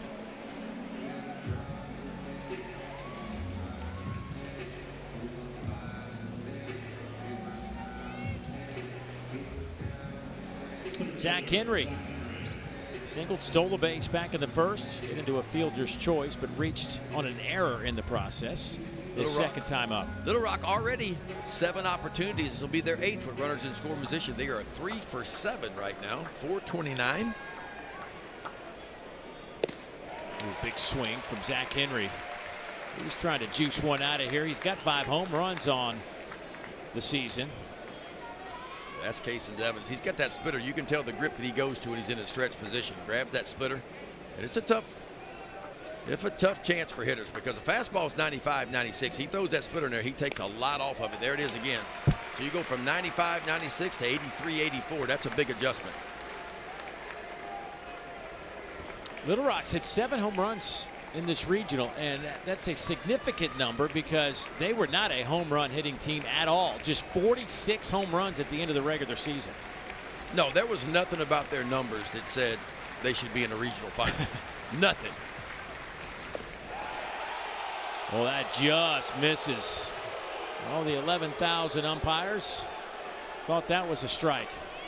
Couple of really good split finger fastballs. And the senior catcher Luis Hernandez rocks to the outside part. Looked like it was about a ball off the outside part. A good take.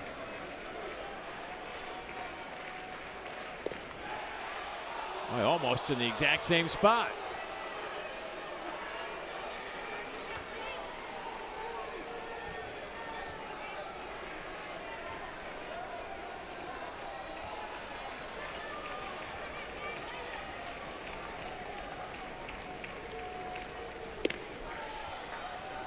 It's now full at 3-2. 0-2 to 3-2.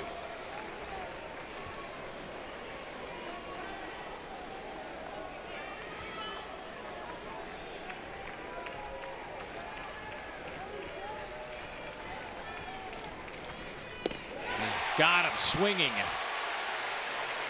Well, just when you thought you got yourself in a fastball count, battle back from 0-2 to 3-2. Zach Henry sitting on a fastball, and he gets that splitter right here. Watch that. You can't throw one any better than that right there. At the big league level, there's no such thing as a fastball count anymore. We're kind of getting that way in the college game as well. 3 strikeouts tonight for Kason Evans as he will face Ryan Geck, the designated hitter. 6'5", 225 out of Long Beach, California. Transferred in from Long Beach City College, a couple of years there. His first year here at Little Rock.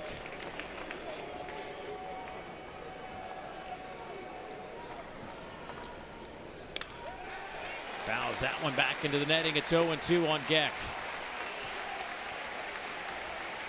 Well, it's so important to get ahead. Work from ahead if you're a pitcher. Pitching is not defense. Pitching is offense. Pitching is putting a hitter in a hole right away. Throwing strike one, getting ahead, and then expanding the zone. Well, that is a foul ball by fractions. We talked about this last night, Dave, but it's important to note for pitchers that are out there. When big league hitters are behind in the count, they hit 193. When they're ahead in the count, they hit 329. And in any 2-strike count, 0-2, 1-2, 2-2, or 3-2, big league hitters hit 171. That's how important it is to work ahead.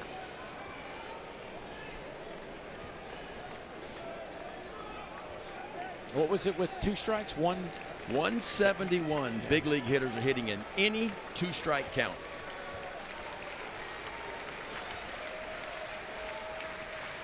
Geck behind, 0-2 here. Swings and misses. Nothing doing for the Trojans. Tiger fans getting into it. Their club down a run. Tell you what, few things are as fun as listening to these LSU fans seeing calling Baton Rouge between innings. They are into it. Hey, you know who's into it? West Virginia. They win the Clemson Regional. They will await the winner of this one here in Baton Rouge. You know West Virginia is watching, and they are taking notes on who they're going to play. Well, there is Jackson Wells, the ace of this staff. He pitched game 1 against LSU way back on Friday. Senior out of Rogers, Arkansas, making his 18th appearance of the year. 3 wins, 5.25 ERA.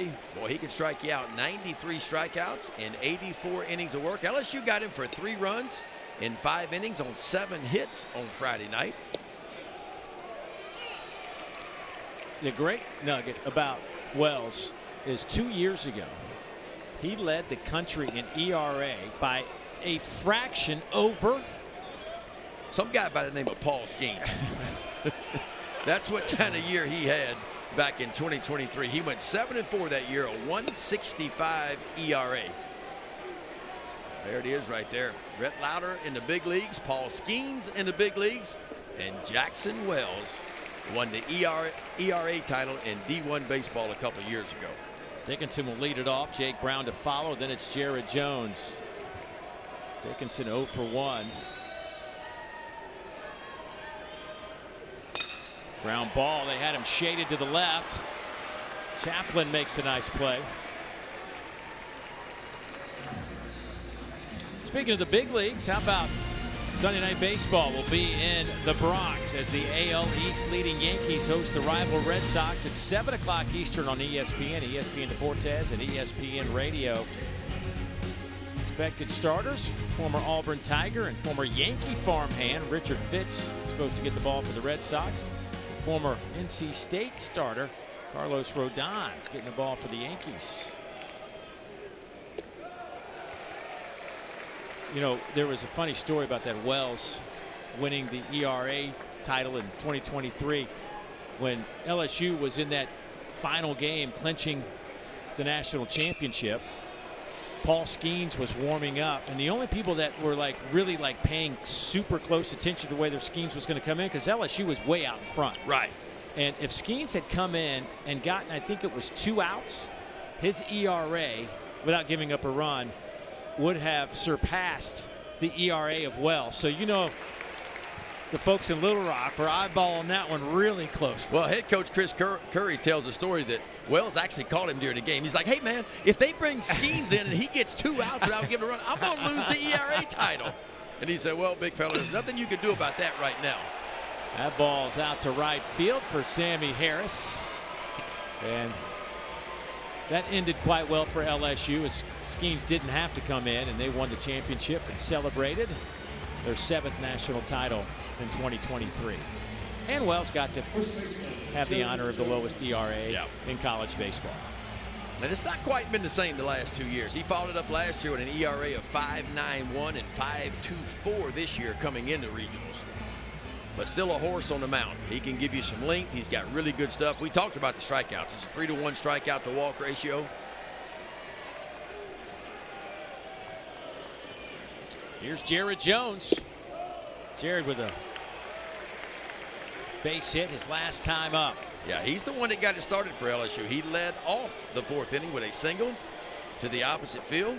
LSU would score 3 runs and climb right back in this one. Fouls it straight back.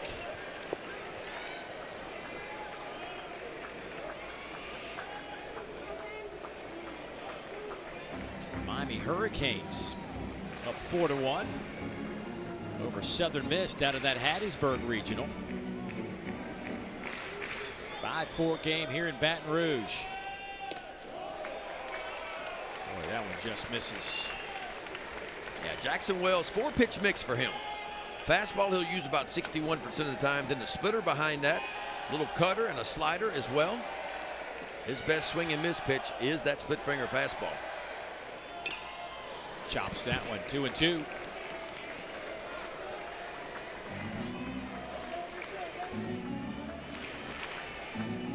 This kid's got a lot of experience.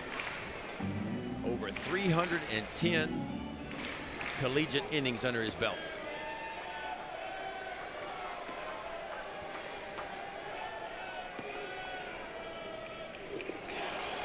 Swing and a miss. Martin fields, calmly throws over to first, and the inning is over. Good, clean inning for Wells. Gets a ground out, a fly out, and a strikeout. 5-4 Trojans. Big Ben McDonald with you from Baton Rouge, Louisiana, and deciding Game 7. The winner of this one with Little Rock and LSU heading to the Super Regionals. And the story of Little Rock, folks, if you're just joining us, it is quite the story. Really struggled down the stretch, losing 13 of their last 14. Just barely got into the OVC conference tournament. They won a tiebreaker to be the 8th team in an 8-team tournament. Won 5 games in 4 days. The first day they had to win 2 games. They were both elimination games to get into a double elimination tournament. And then they won 3 straight to capture the crown. And since they have just been on a roll, Chris Curry, a former Mississippi State catcher and 7 years in the minor leagues. He was drafted 4 times before finally being selected. Was it 9th round by the Cubs? Yeah, he began his playing career at Meridian Community College. A couple of years there, then on to Mississippi State, as you mentioned. He broke my heart, though, when we met him on Thursday, when he said when he was catching Mississippi State that he had a VH copy of a game I called when he was playing LSU at the old box. He dated you real quick with that VHS tape. That stung, I'm not going to lie. Probably half of our audience doesn't even know what a VHS tape is. But that one kind of hurt a little bit. And I was like, can you not ever show me that? That was from 1999, I think. 98 or 99. Yeah, he called us both sir. No, yeah, sir. I know. I said, hold up and down. Timeout. Timeout. But he's been fun to be around all weekend. He and his staff, his team, they've just been great. And they. Well, you ask him what has this meant to him, and he said life-changing. And when somebody says life-changing, that's a big statement.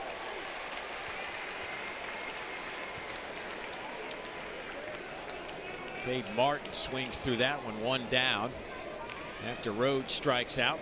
Yeah, that's 3 strikeouts in a row for Kason Evans. And right now, he's doing exactly what he needed to do. Came in, LSU was down 5-1, and it was his job to start stacking some zeros and give this offense a chance to climb back in it. So far, he's been able to do that.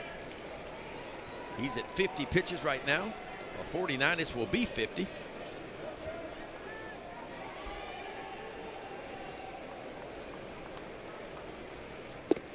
Wow. Anything turned like that, Dave Neal ought to have a blinker on it. That thing went hard right to left. 33 strikes in those 50 pitches.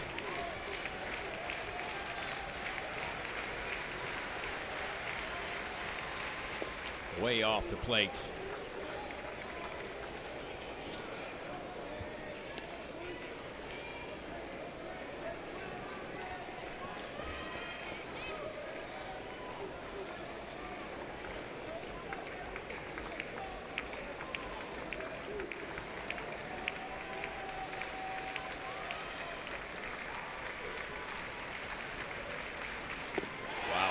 Another strikeout. Make it 4 in a row. And he ties his season high with 6 strikeouts overall. This is where all pitchers want to get right here with 2 strikes, folks. Something that starts as a strike, stays in the zone a long time, and makes a quick left on the freshman Cade Martin. Strike to ball.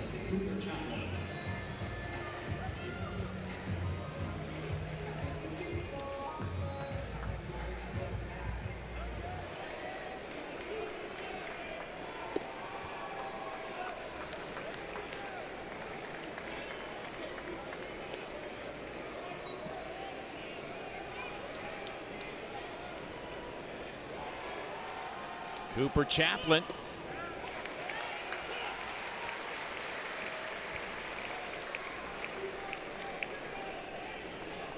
The fact that Little Rock is 27-33. They finished the regular season 19-32. And here they are with a 1-run lead in the bottom of the 5th inning.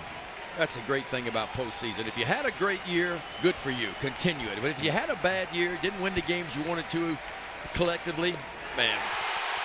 But they've run into a buzzsaw right now, Ben. A big-time buzzsaw. How about the freshman Kason Evans, folks? Punches out the side. And how about 5 in a row by Kason Evans? That split finger fastball dancing like a minnow in shallow water. Another great crowd here at Alex Box Stadium watching a thrilling one as we go to the 6th inning. Little Rock trying to shock the college baseball world, up 5-4. Look at our game summary. It has been Kason Evans in relief who is putting on a show. 7 strikeouts, no walks. Ethan Fry at the plate, 3 for 3 with a homer, double, 4 runs batted in. Everybody else, though, struggling, 2 for 17 as Chris Stanfield, the center fielder, will lead things off here in the 6th.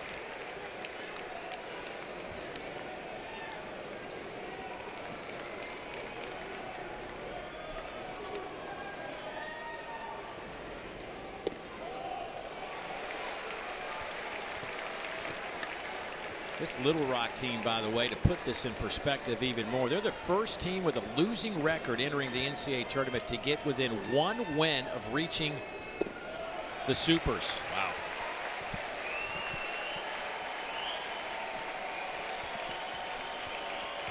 Their first ever tournament win was this weekend. Yeah, this is only their 2nd regional appearance in program history. The only other time that the Trojans were in the NCAA tournament was back in 2011 over in Corvallis.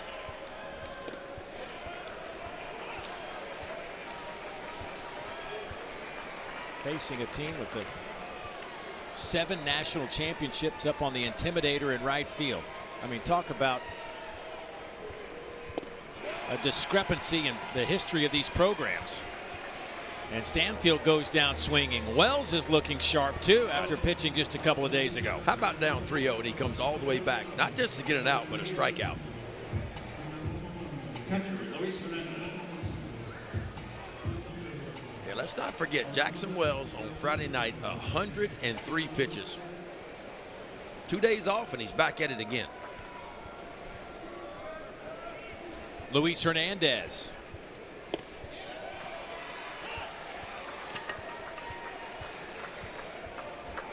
Now, in these moments, you got to think Wells feels the adrenaline. Oh, that ball's hit high in the air, out to left. As it stays fair, is it going to be out of here? It is! Home run! Luis Hernandez, and we are tied.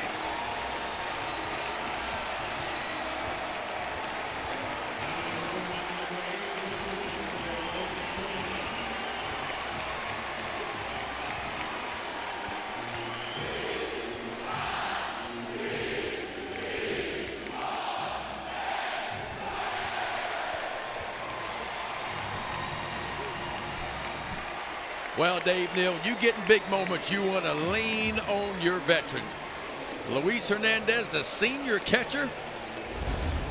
How about this swing right here? Fastball trying to work to the inside. Boy, did he get those hands in tight to the body, gets the barrel to it, and he knew it when he touched it. We were going to be all new again. Hernandez's 8th long ball of the year, and we are back square. Tanner Reeves steps to the plate. He came in to play a little defense. His first at-bat tonight.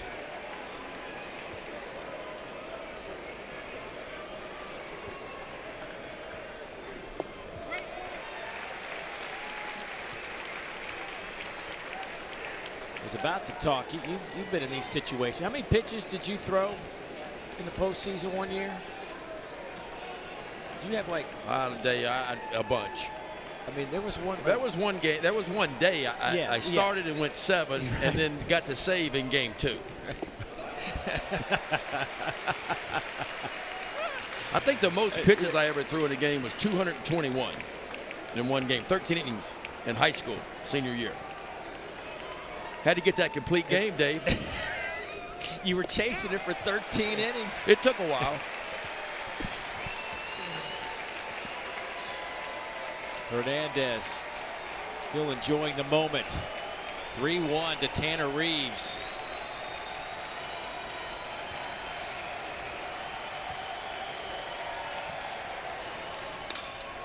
That's it. Out to center field. Henry on the run to the warning track. Up against the wall, makes the catch for out number 2.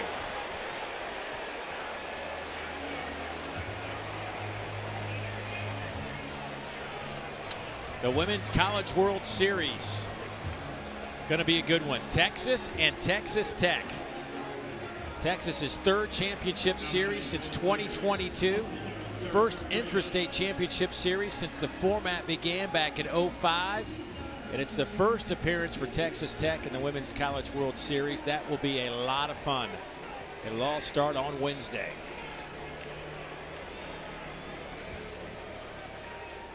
Derek Curiel smashes this one out to center, but Zach Henry makes the catch. But Luis Hernandez. Come on now, senior.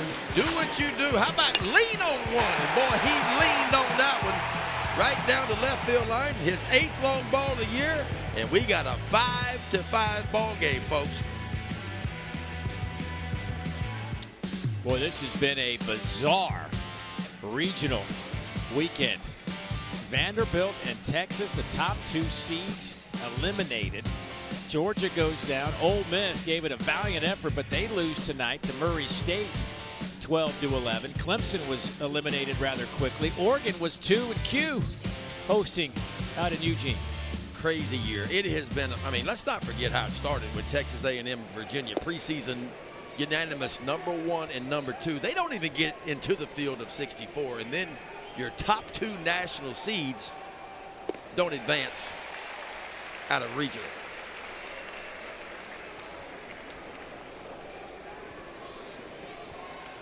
I mean, this has been worse than March Madness. Yeah. Exciting. It's been very exciting. This will be the fewest number of national seeds to move to the Super since we started this format back in 1999. Called strike 3 on Angel Cano, and the run continues for Kason Evans. That is 6 in a row, folks. 6 punch outs in a row for the freshman. Kason Evans, and he is feeling it and doing his thing right now. 8 strikeouts tonight for the freshman. That is a season career high. For the Tony Vitello lookalike. Tennessee head coach Kason Evans. A lot of similarities. Yeah, but Tony can never throw a ball like that. He's a terrific coach, but he wishes he had that arm. Tony can throw some good BP though now. Yeah, he can. Know your strengths. 45 feet BP is a little bit different than 60 feet 6 inches though. Tennessee moving on. They beat Wake Forest tonight in Knoxville. Sammy Harris fouls that one back. 2 strikes on him now. Can Evans keep it going?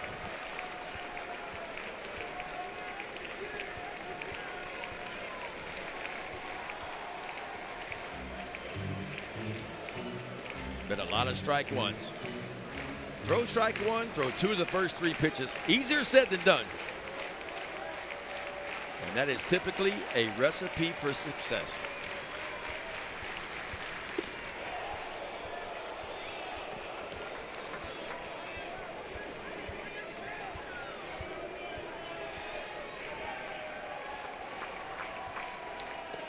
Got him. And the run continues. Man, that splitter is just dancing up there, and it is bottoming out.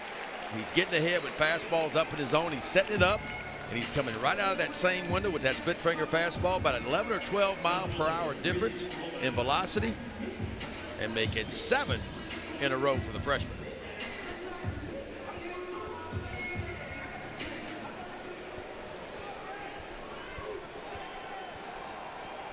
Reed Wilbanks, he'll give it a shot. That is strike 1. Again, getting ahead.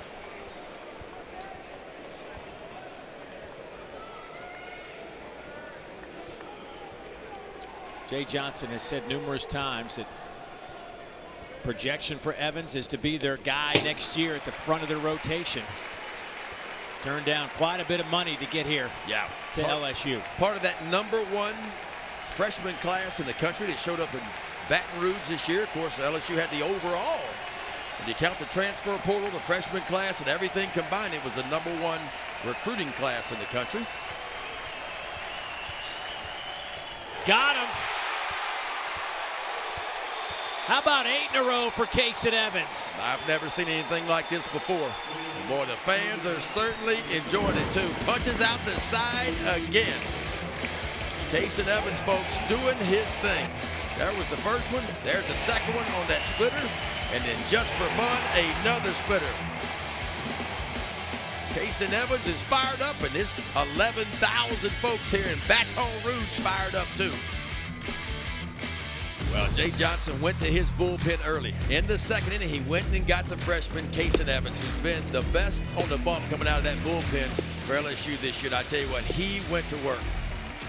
4 2/3 now, only allowed 2 hits, no runs, no walks, and how about this? 10 strikeouts, including 8 in a row at one time. He has gotten 14 outs, Dave Neal, since coming in, 10 by strikeout. Is that good? That will play every day of the week and twice in Game 7. Struck out 8 straight. Look at that line. I mean, folks, this is a freshman, and you will hear his name next year at the front end of this rotation for LSU in 2026.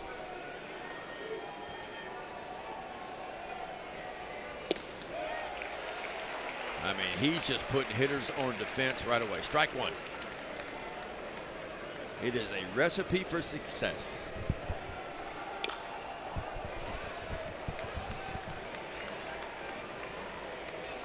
You know, just so you know, the consecutive strikeout streak in the big leagues is 13 in a row by Jeremiah Estrada back just a year ago. He struck out 13, and in a college game, how about Hagen Smith? He punched out 15 in a row. Remember in an early game? I remember that. That is crazy. A little slow roller, and the strikeout streak is still alive. have the 0-2 once again.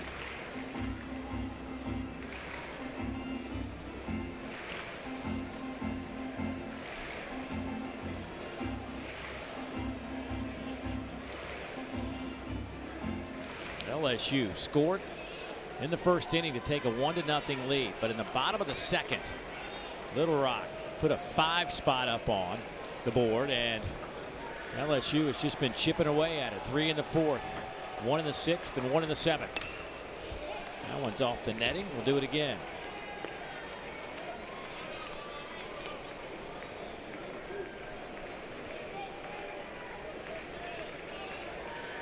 The story at the plate for LSU has certainly been Ethan Fry, who's 4 for 4. And the streak is now at 9. Wow. He has got them all going. Good fastball up to 96. A really good splitter, and this pitch right here to add with it. Little slider. That's more what you call a bullet spin slider. Doesn't have a whole lot of right to left in it, just a lot of bottom to it.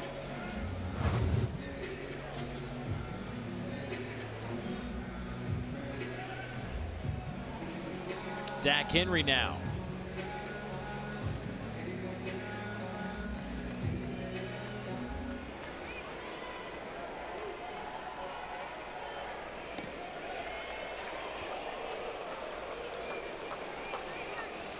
Zach Henry 1 for 3 today.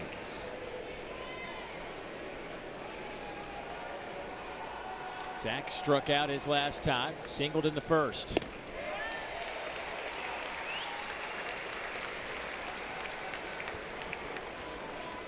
He was the first of this line of 9.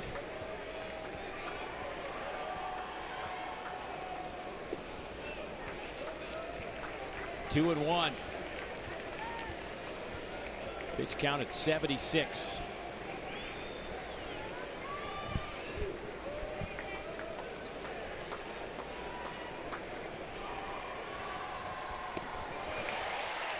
Two and 2. 93 pitches, season high for Casey Evans.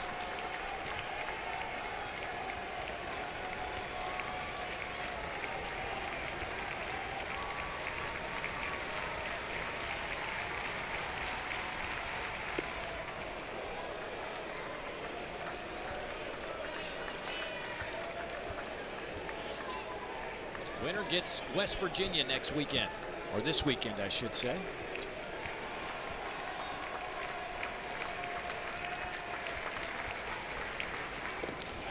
There's the first blemish. The first walk of the evening for Casey Evans. Hey, next Sunday, Sunday Night Baseball will be in the Bronx. And you know these things are always a war. The AL East leading Yankees host the rival Red Sox, 7 o'clock Eastern on ESPN, ESPN Deportes, and ESPN Radio. Got a couple of former college standouts on the mound. Richard Fitz, who pitched at Auburn. Carlos Rodon, who pitched at NC State, facing each other. And Jared Jones said, I'm not going to play that game with you, Ryan Geck. I'm going to go step on this bag. So that'll be the second out of the inning. That'll get Zach Henry over to second. Yeah, speaking about that Sunday night match, I remember Rafael Devers got off to a slow start. Yeah. 0 for 22. I remember. 15 strikeouts. It was bad. And all he did in the month of May was the best hitter in the big leagues in the month of May. The numbers are right where you would think Rafael Devers' numbers would be. No, he didn't want to play third. Wanted to play third, and Bregman came along. And they just told him he was going to DH. And, of course, Casas got hurt, and they wanted him to go play first base. Yeah. He goes, nah, I think I'm just going to DH. That's right. Hard to get the bat out of his hands now. Ty Rhodes 0 for 3.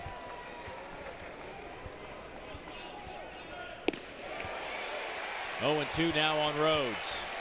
The way I look at that, if they're paying you $300 million, if they tell you to run water out to the pitcher between the 5th and the 6th inning, probably a good idea to do it.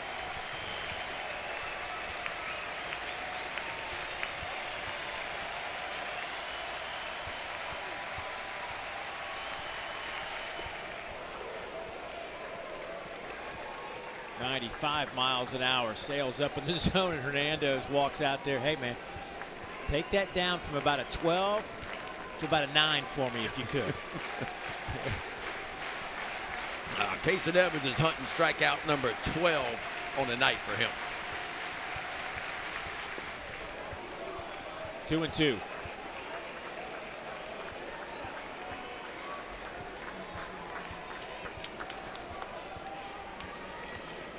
Well, if he can get the punch out here, you just got a feeling this crowd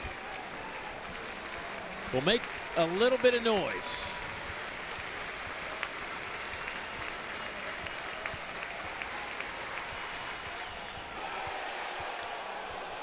No swing. It'll be full 3-2.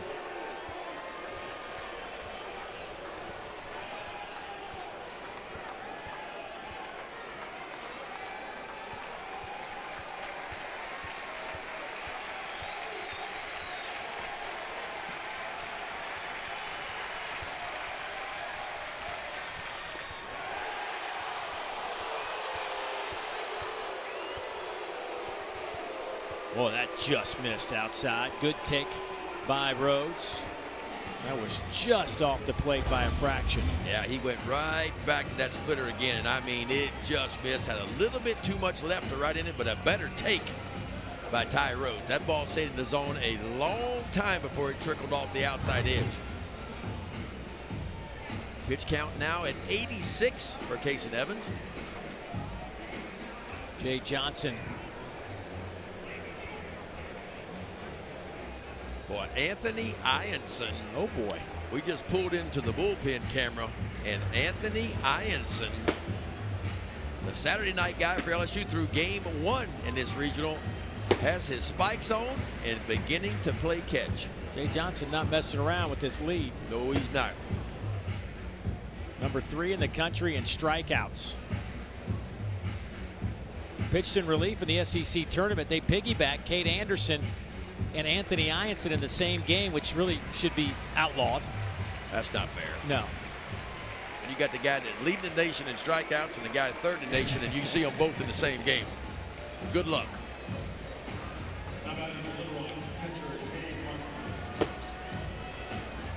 98 pitches in 7 2/3.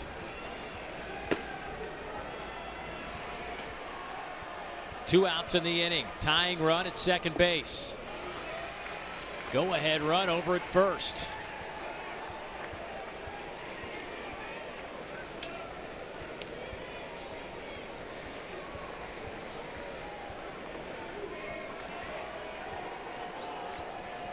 Cade Martin at the plate.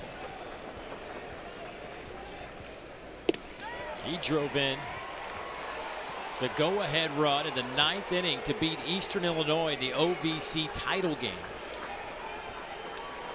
Went on to become the OVC tournament MVP.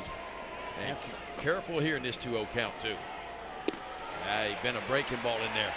Wasn't going to give in and give him a fastball, not with that tying run in scoring position.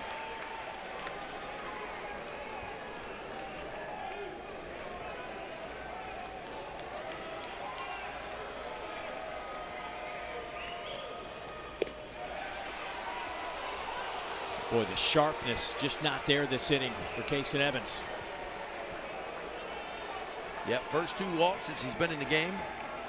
And working from behind a little bit more than what he wants to.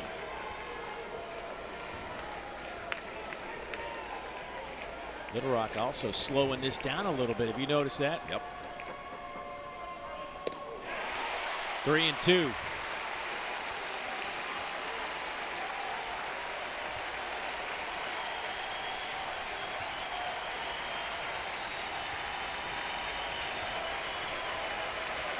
See how much Casey Evans trusts that splitter right here.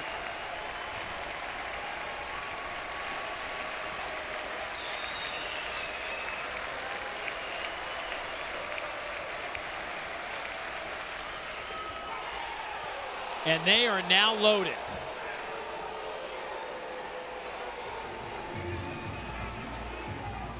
It is getting very interesting in Baton Rouge.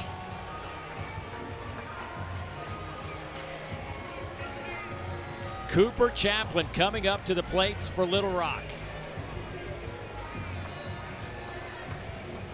The Trojans second baseman, 0 for 2, but was hit by a pitch and scored a run tonight. A .314 hitter with 7 home runs. That is second on this team, along with Angel Cano. Sticking with Evans. And that one's off.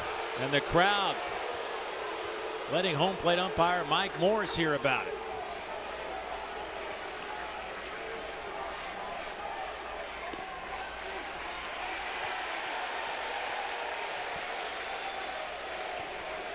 Base hit here, and Little Rock's got the lead. And they are 3 for 9 tonight, runners in scoring position.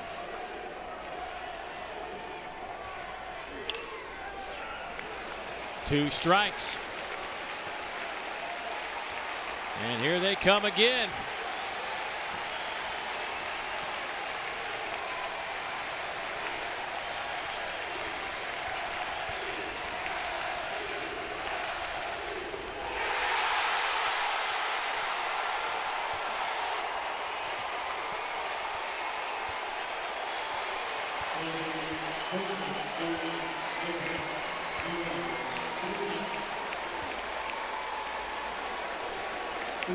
After 7, LSU leads it by 1. Boy, Case and Evans, think he was fired up to get that third out and leave the bases loaded. How about 12 strikeouts and 5 2/3 for the freshman? He has come in and stacked K's and stacked zeros for LSU.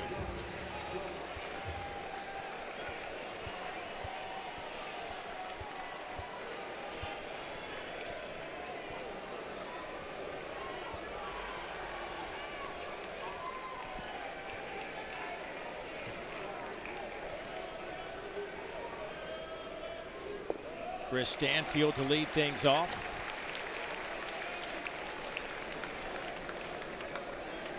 Stanfield today 0 for 3.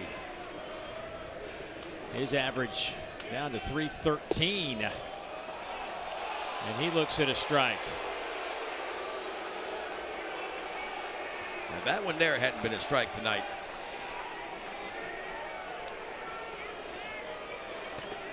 It's been tight, but it's been pretty consistent from home plate umpire Mike Morris.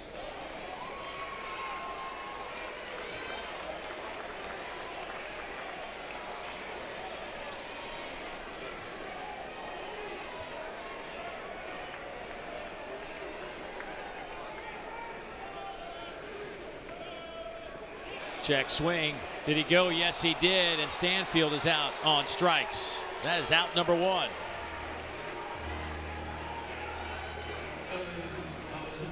The NBA Finals start Thursday night, 8:30 Eastern, 5:30 Pacific on ABC when the Pacers take on the OKC Thunder. Game 1 coverage tips with NBA Countdown at 8 o'clock. Thunder beat the Pacers in both their regular season contests, but boy, the Pacers sure look good against the Knicks. That was a fantastic series with Indiana and New York. Should be a fun NBA Finals beginning on Thursday night. Driven deep to left. Has Hernandez done it again? Yes, he has.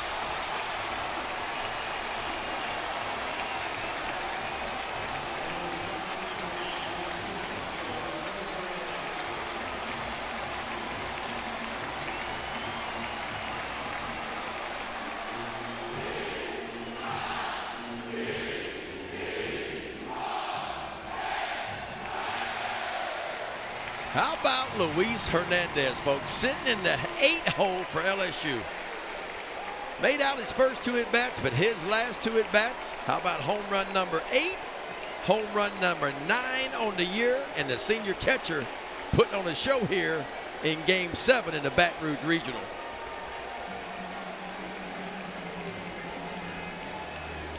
Pitching change in order for Little Rock. Luis Hernandez.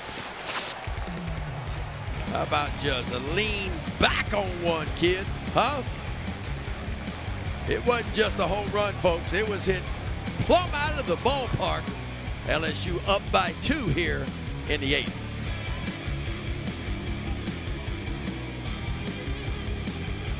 West Virginia's had a record-setting season as they won 44 games. That's a school record in a single season. They are sitting there waiting to find out who their opponent is. Will it be LSU? Will it be Little Rock? LSU out in front of this one, 7-5. Rallied back from a 5-1 deficit, and the box is bouncing. There's a Trojan fan made his way in here. He's not afraid. No, he's not. He's saying this thing is a long way from being over, and it certainly is. Look at Grandma over there. Look at him like she look at him. Look at him cross-eyed. She said, "Boy, sit down." There's Hunter Royal, the senior, making his 30th appearance of the year. He has been busy this year, and he's been busy in this regional too, making his 4th appearance in 5 games in this regional for the Trojans. Here's Tanner Reeves. By the way, that home run from Hernandez, 102 miles an hour off the bat.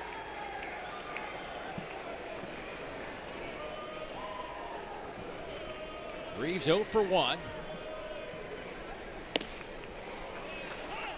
Pulls the bat back for a strike. It's 1-1. Yeah, we've gotten to know Luis Hernandez quite a bit this year, and part of that big transfer portal class that you talked about, that combined with the freshman class was the #1 recruiting group in the country. Brought in 12 Division I transfers, 4 JUCO transfers, and 10 high school signees. And Hernandez was a huge get for them. Yeah, and he got off offensively to a little bit of a slow start. Remember, 23 home runs last year in Indiana State. That one gets away from Martin, and Reeves will get to first.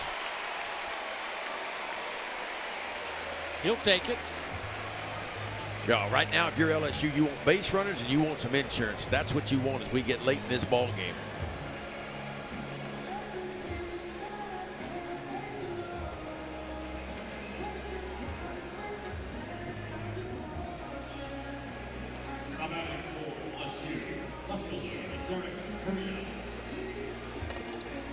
Curiel back to the plate. He has reached base twice tonight via the walk, scored 1 run.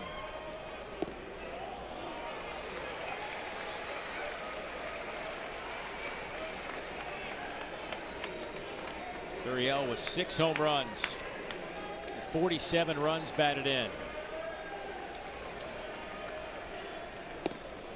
Curiel been playing some baseball on the international stage. He's a 2-time member of the 18U U.S. national team. 4-time high school All-American. Well, that's why Hunter Royal was brought in, to face the left-handed Curiel. Look at Curiel's numbers against right-handers. He blisters them. Right-handed pitching, he hit .426 coming in, but only .218 versus left-handed pitching.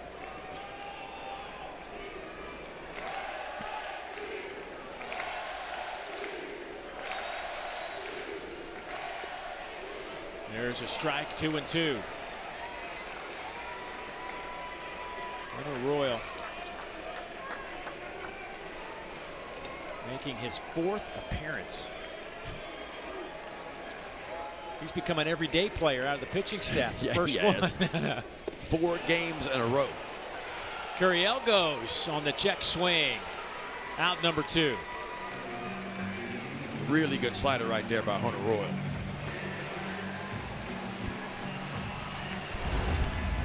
Lefty on lefty, this is a tough ask right here. That ball stayed in the zone a long time and just leaked it right off the outside edge. Well done by Hunter Royal. Here is Ethan Fry, and what a game he has had. 4 for 4, a home run, a single, 2 doubles.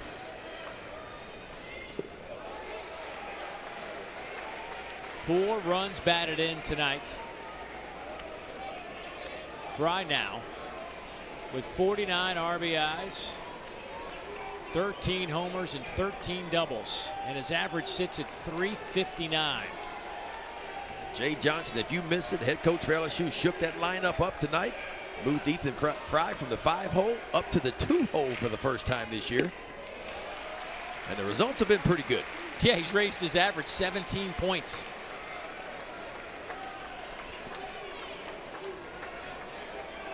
This is a kid that did not have a home run his first 2 years on campus, but 13 of them this year.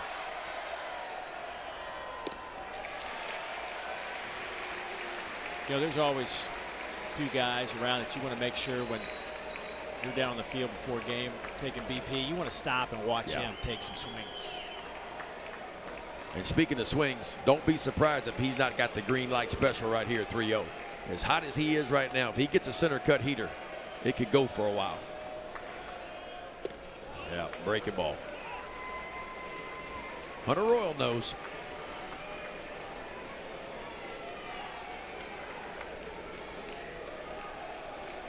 See if he comes in with a fastball here.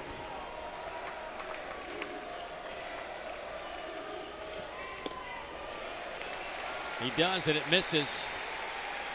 So Fry has reached 5 times tonight. And here comes Steven Monster Milam. He's looking for his first hit. Does have an RBI to his credit tonight, but 0 for 4.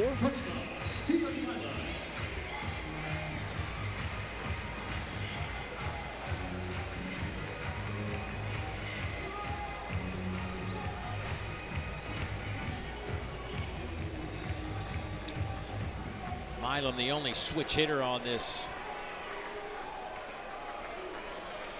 roster for LSU.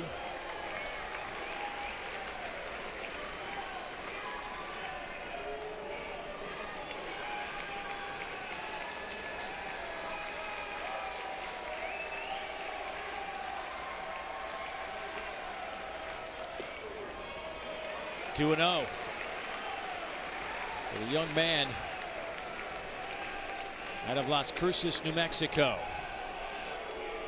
He had 326 last year with 8 homers and 12 doubles. It's Brady Cox making his way out to the mound, the pitching coach for the Trojans.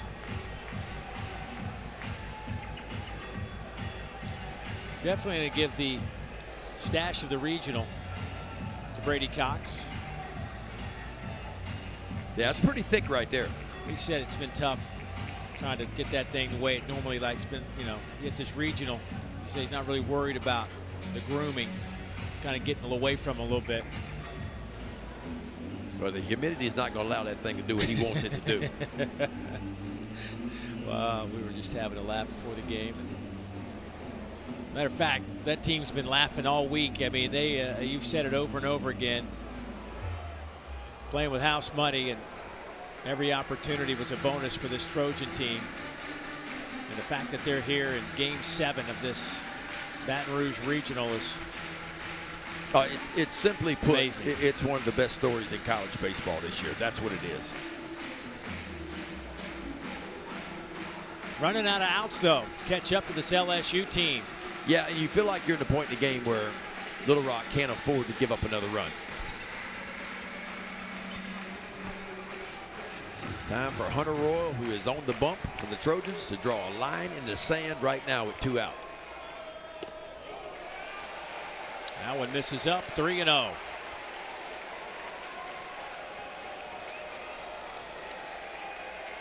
Milam had a great regional last year in Chapel Hill. Made the all-tournament team there. As LSU came just a couple of outs away from upsetting North Carolina.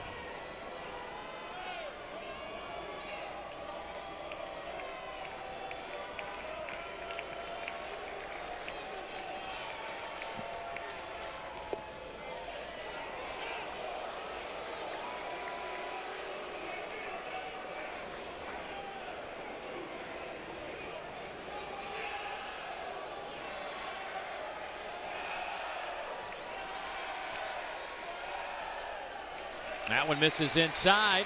They are now loaded.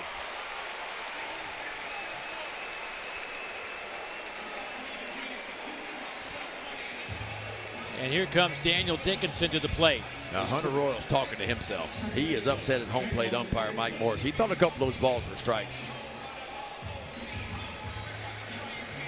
Here comes Chris Curry. He's going to go back to a right-hander, and boy, Hunter Royal right now is he just can't believe it. Yeah, he is. He's right about a 10. I would say he's right around that 10 level right now in terms of his anger.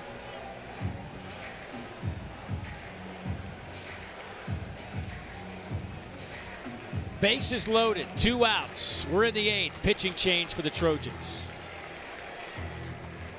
Thank you, Scott. It has been electric here all weekend, as you might imagine. Postseason baseball and LSU go hand in hand, but they have been in a real battle with this Little Rock Trojan team that really nobody gave a chance. I mean, ultimately, they came in as a 243 RPI out of 299 teams, but yet they have been hanging with one of the best in America, a team that's been ranked #1 for about a half a dozen weeks during the regular season, including at the end of the regular season, and are a 6th national seed as they go back to the bullpen one more time. Yeah, 4th reliever of the night so far for Little Rock. Gage Haley, the big fella out of South Haven, Mississippi, all 6'6", 280 pounds of him.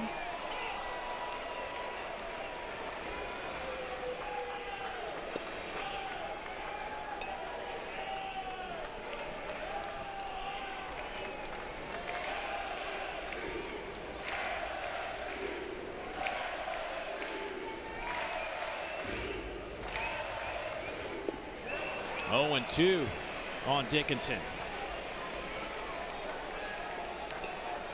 Maybe the transfer from Mississippi State didn't get a whole lot of work with the Bulldogs. They only had 1 appearance with the Dogs last year.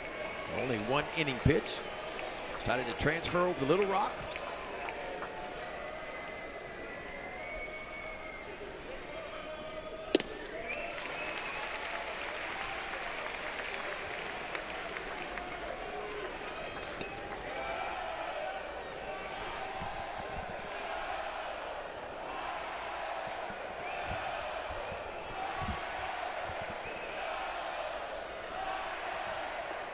Down in the dirt, Dickinson chasing it, and Little Rock getting off the field. And for the second time tonight, LSU will leave the bases loaded, but they pick up another run. Their lead is 2. We're heading to the bottom of the 8th.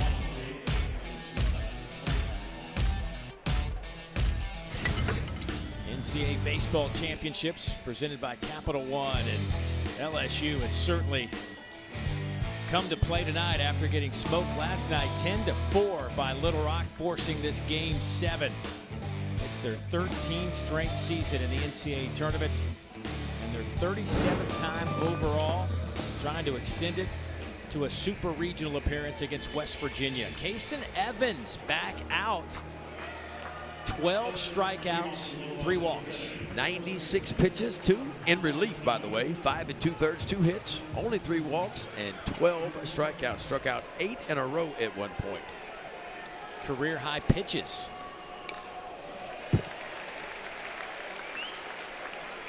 Check that. Struck out 9 in a row at Yeah. one point.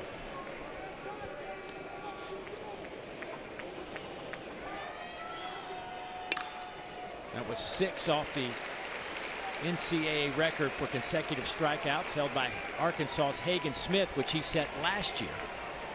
15 in a row.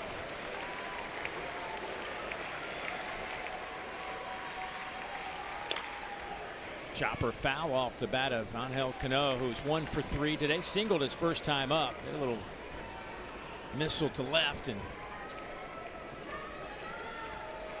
he has been something. Been fun watching this young man perform here in this regional all weekend.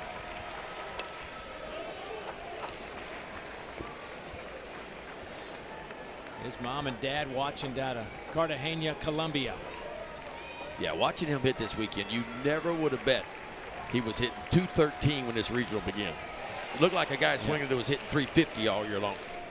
Been bothered by injury, still kind of played through it, but obviously hampered him at the plate. But we have been able to talk to him a few times this weekend, and just always smiling, enjoying the moment. I know his mom and dad enjoying watching down in Colombia all weekend as well. Boy, that one caught Hernandez grabbing that left shoulder. That ball bounced up and got him in that left shoulder, what it looked like.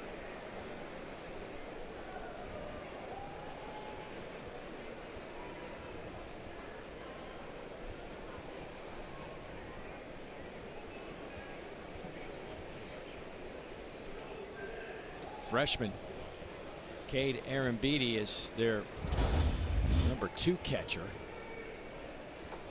He's got that pad on the left shoulder, but I'm guessing, yeah, he got right on the inside of that pad.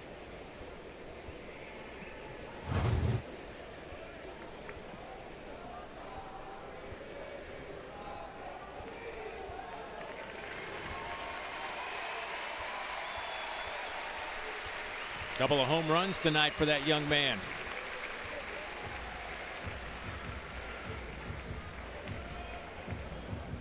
And they were some moonshot home runs too now. Plenty of air under both of them. And both of them hit not just over the fence, but out of the ballpark. Mr. Cano at the plate hit the scoreboard yesterday.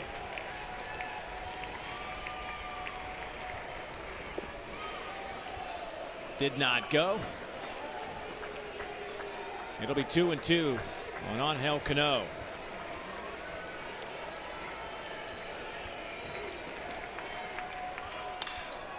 Shot out to right field, and the hit machine just keeps on hitting. 2 for 4 tonight for Cano. Gosh, can this kid hit?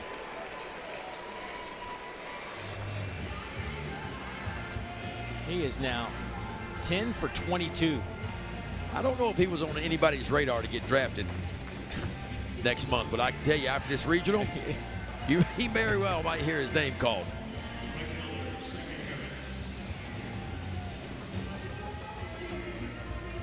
Sammy Harris steps to the box. Tying run at the plate now. Fouls that one off.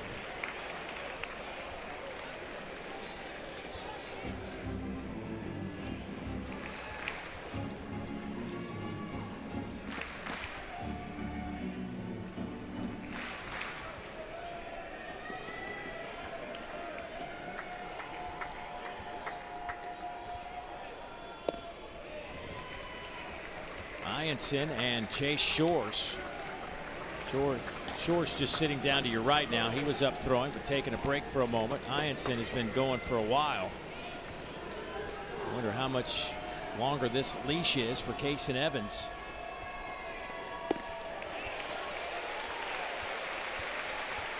One and 2 the count.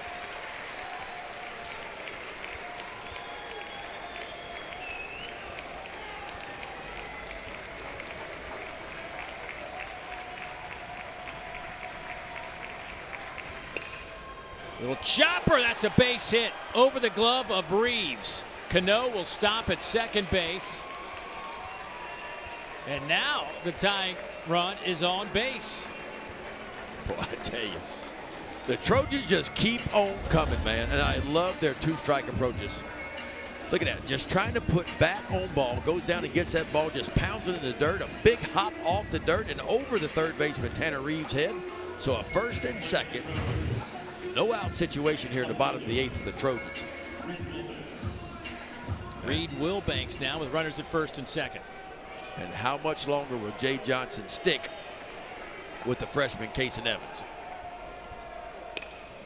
Bunt laid down by Wilbanks. They're going to go to third and they get the lead out. A huge out for LSU.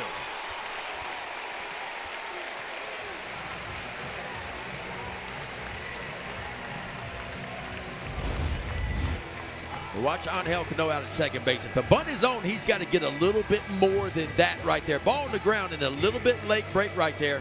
And I'm going to tell you what, give the catcher, Luis Hernandez, all the credit on that one. You could see him out in front of home plate yelling at Kason Evans. 3-3-3-3. The play's in front of him. He could see the runner at second base. He gave the call, executed it perfectly, and Jay Johnson out of the dugout. High fives for Kason Evans. Performance tonight. LSU needed it and they got it. When he walks off this mound, there will be some sort of ovation for this young man, and well deserved. They are already starting. Time to take a look at our Capital One rewarding performance, and it's pretty easy to pick out who we're going to spotlight. Kason Evans, who at one point been 9 straight strikeouts. Yeah, I'll give you 2 guesses who it is, and the first one doesn't count. It is that kid right there, Kason Evans, the freshman. You talk about putting on a show, folks. 6 innings of work out of the bullpen, 4 hits, no runs, 3 walks, and a career-high 12 strikeouts, a career-high 109 innings pitched. And the freshman put on a show tonight for LSU. You're looking at the arm of the future for LSU in Kason Evans. But the arm of now, one of the two, Anthony Ianson, along with his buddy Cade Anderson. But Anthony getting the ball now, Ben. Yeah, out of UC San Diego, transfer, spent his first 2 years out. How about that strikeout to walk ratio? 132 strikeouts on the year. 3rd in the entire country in total strikeouts. And he pitched on Friday night, game 1 of this regional against the same team, the Little Rock Trojans. He went 7 2/3 of shutout baseball, struck out 7 on 98 pitches.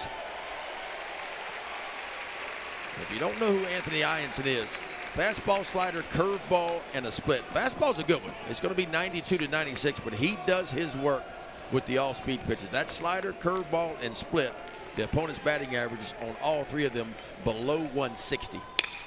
Ground ball. Back up the middle. That's going to score a run. Oh, they've held him up at 3rd for a moment. The throw goes to 2nd. Hernandez is jumping up and down saying, "Get me the ball." Some miscommunication there, but Harris, despite the stoppage at 3rd, still gets in.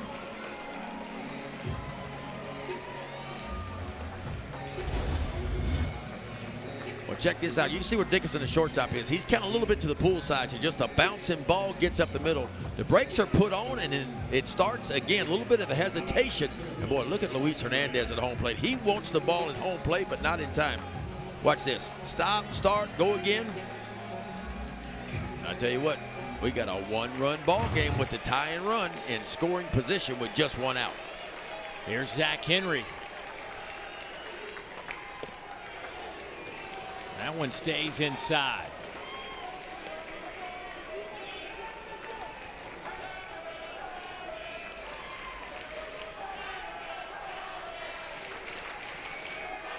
Henry 1 for 3 tonight. Has played a marvelous center field all week.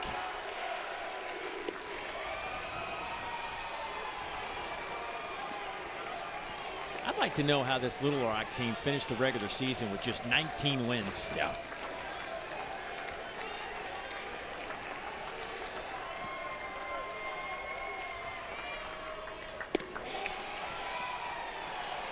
It's 3-0.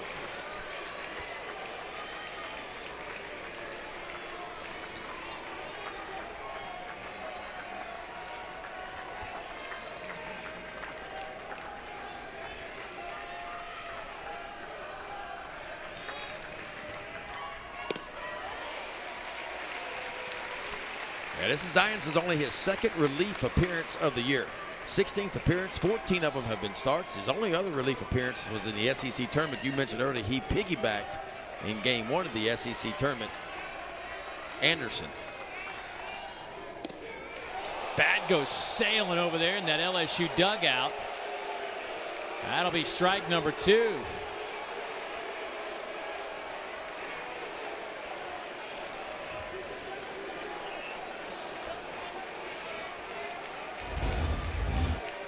Jay Johnson over there having to Look out in the dugout, huh? dance around a bit.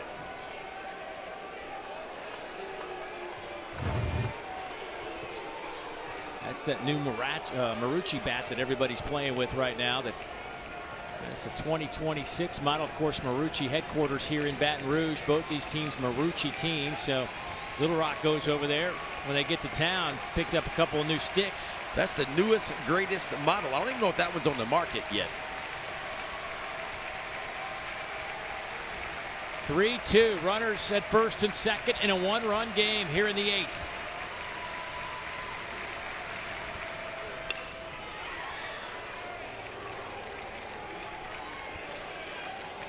When Anthony Ianson is on his game, he can land one of those 2 breaking balls just about whenever he wants to.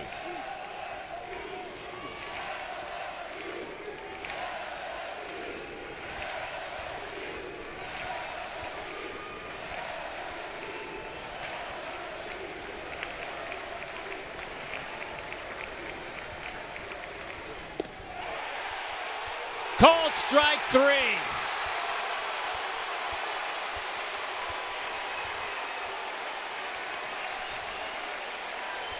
Boy, this looked like it was inside. Yeah, it was a delayed call by home plate umpire Mike Morris. We'll take a look at it here. Well, what made it look worse is you could see where Luis Hernandez, he set up on the outside part of the plate. When you see a catcher reach across, you automatically think it was a ball. But according to Mike Morris, it caught the inside part of the plate and a huge second out.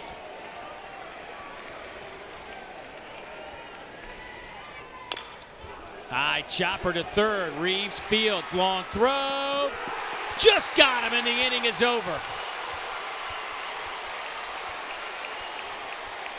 But hold on a minute. Little Rock is going to challenge this one.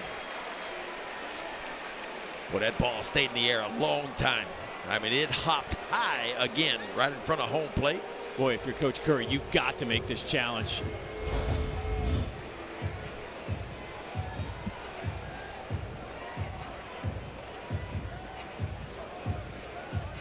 Oh, and they got him. He is going to be out. Archibald Little Rock is challenging to call him out at first base. The play is under review. Boy, Jared Jones used all of that 6'4" frame, stretching out as far as he can.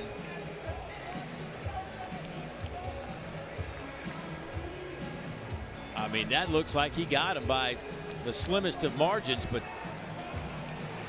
unless I'm missing something.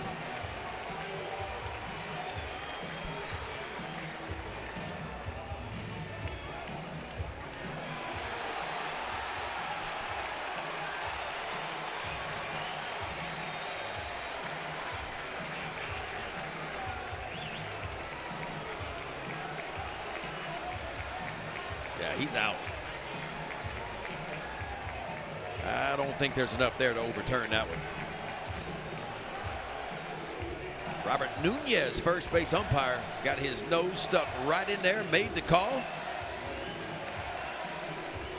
All the players looking at the big board, seeing what we're seeing, and we'll wait on this announcement from Mike Morris, our crew chief.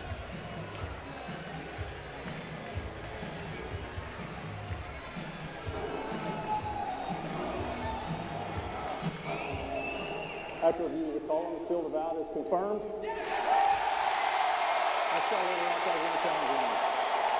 Had to take a chance. In Definitely that worth a situation. chance there. Inning is over. Little Rock gets a run. We head to the ninth. LSU, the visitors, strangely here in Baton Rouge. Coming up.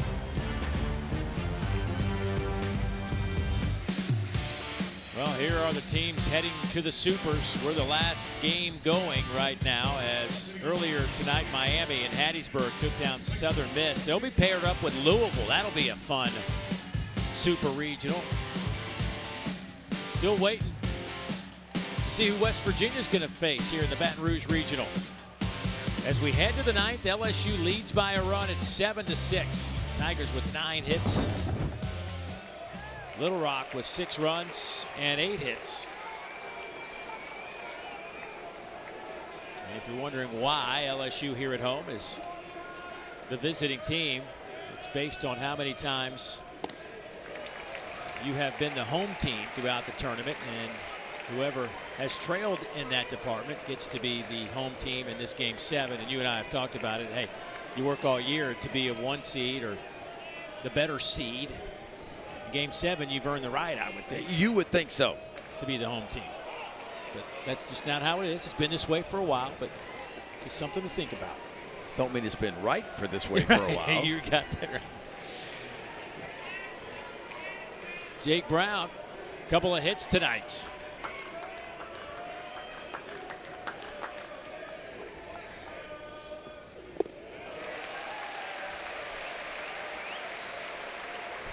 Three and 1. Gage Haley, the big 6'8" right-hander who transferred in from Mississippi State. Trying to get 3 quick outs and get his club back in the dugout, grabbing their bats. That's exactly what he needs to do here, a 0.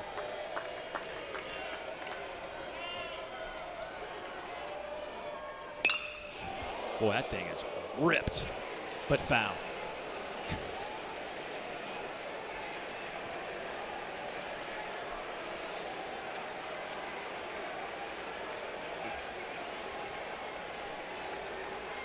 Jake not having any part of those new bats. He likes that old stuff. He's got that thing broke in just the way he wants it. Foul tipped in that one. Will catch Cade Martin, the true freshman catcher for Little Rock. It almost looked like he got him on his throwing hand, too.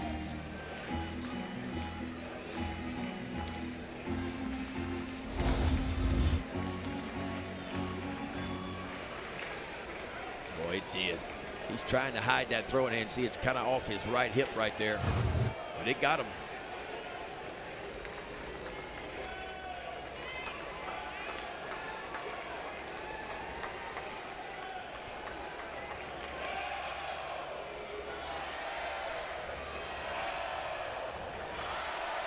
Not taking that young man out of this game in the ninth. 3-2 on the way to Brown.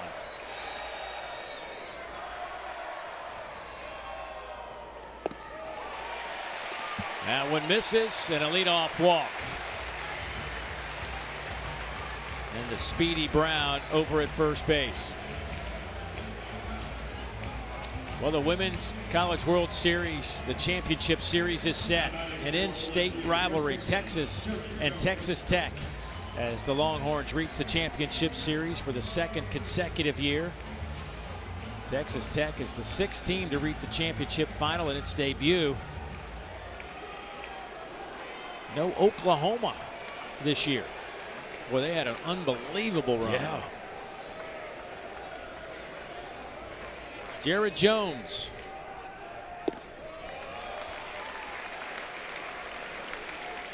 Jared 1 for 4.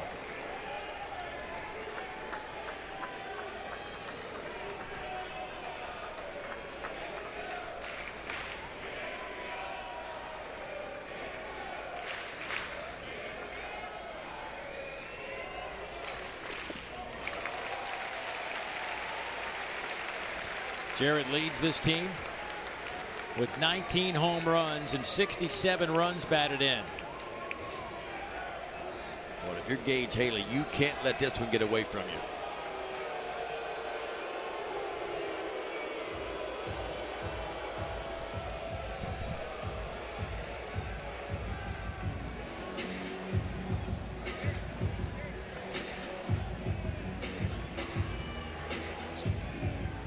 Andrew Pickering getting ready up there in the Little Rock bullpen, along with Josh Beasley. Or excuse me, that's Zach Busick, 20, not 21.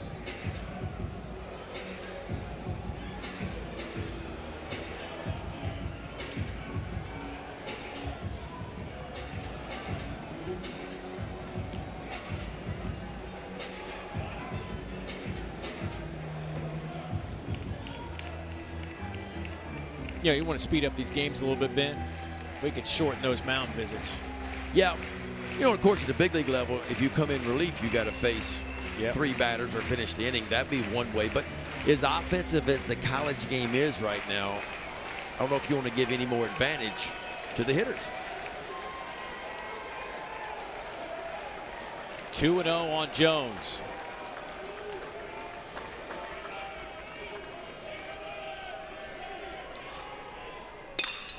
Hammered. Deep left center. Gone. Jared Bear Jones.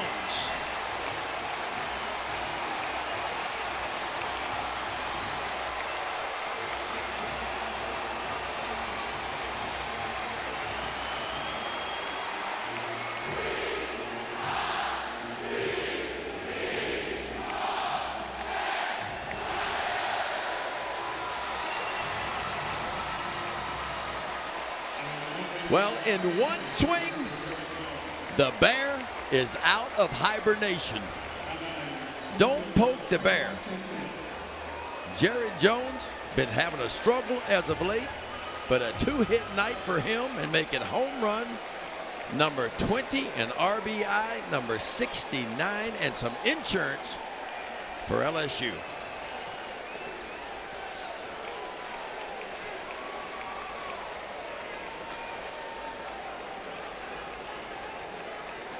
Boy, how good did that must feel for that young man.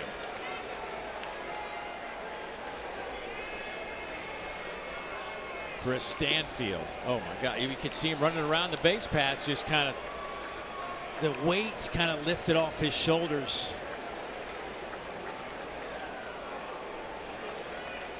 First extra base hit since May 17th for Jared Jones. Yeah, it's been a while. That was 111 miles off the bat. Yeah, that one was touched. Anything at the big league level hit 95 and above is considered hard hit. That one 111. 4 home runs in this game for LSU. Chopper out to third. Rhodes fields and sails it.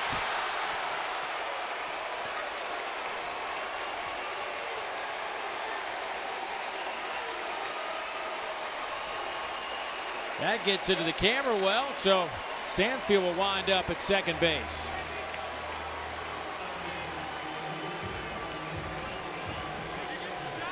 Boy, Little Rock had been playing some. I know their fielding percentage wasn't great coming in. Fielding .969 coming in, but they had been much better than that in this regional. Yeah, .979 as a team.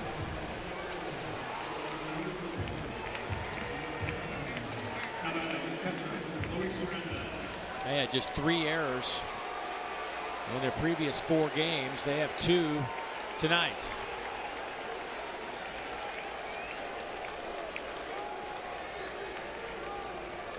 It is 9-6 now, LSU. Luis Hernandez trying to lay a bunt down.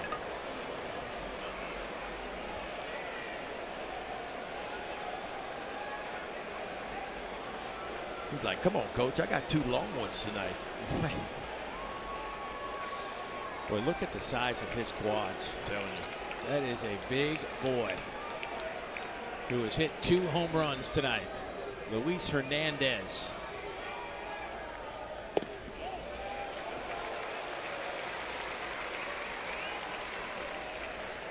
He has pushed his home run total to 9.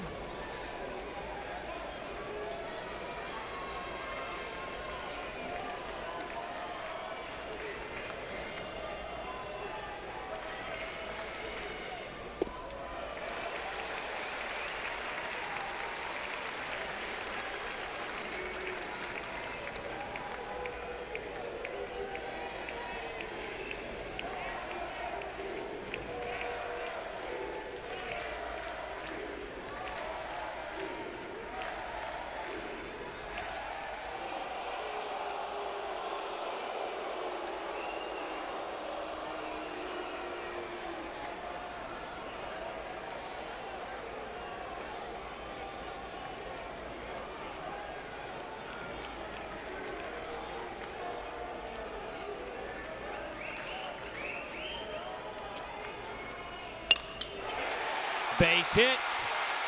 Stanfield coming around the corner, being waved home. Here's the throw. It's cut off. It's now 10-6 LSU.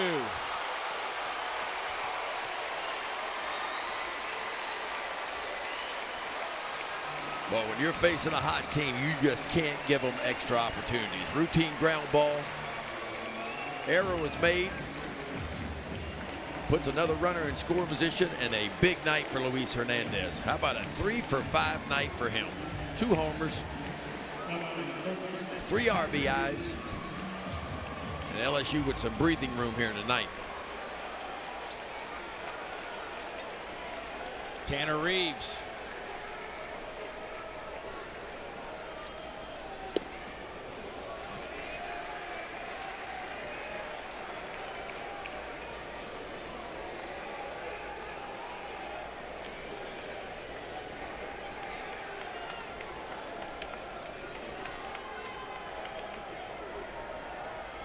Tanner 0 for 2.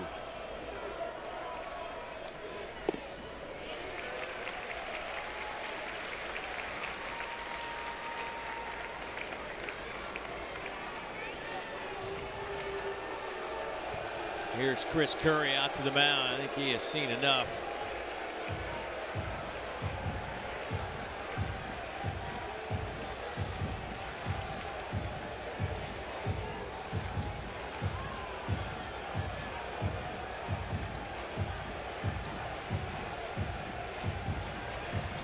So LSU has put 3 on the board in the ninth. They've pushed their lead out to 4.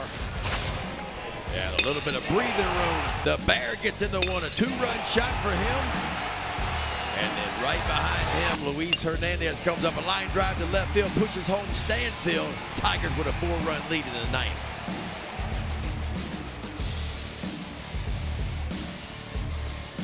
Get you to SVP as soon as we can. We're trying, Scott. We're trying. There is Josh Breesley pitching game 1 of this regional for the Trojans out of Australia. Fastball, slider, changeup.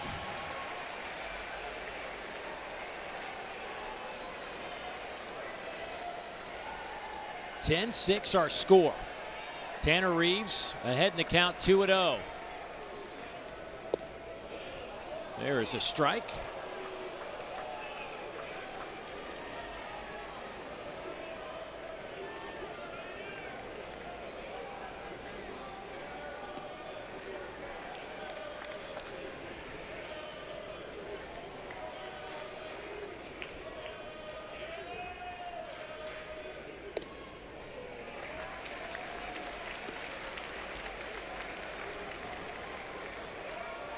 Beasley has thrown 2 innings in this regional.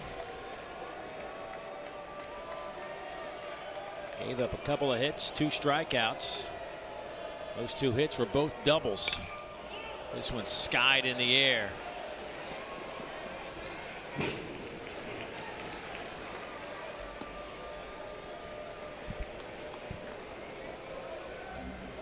Anthony Ianson came in to get LSU out of a jam in the 8th. I'm assuming he'll run him back out there in the 9th. You would think so. From the looks of things. There is no activity in that LSU bullpen right now.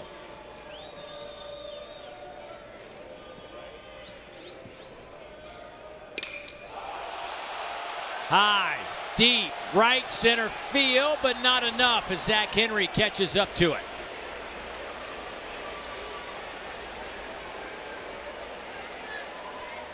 Reeves just missed his 4th home run of the year. I'm telling you what, when that ball left the bat, I thought it had a real shot at getting out of it. And Zach Henry has been busy out in center field. He's shaded slightly toward left center field. Watch this, a drop step, but he is off and moving, running wide open, and tracks it down right in front of the wall. That home run that Jared Jones did you see the effort that he gave? I mean, he went up on top of the wall and nearly robbed that ball. Derek Curiel to the plate.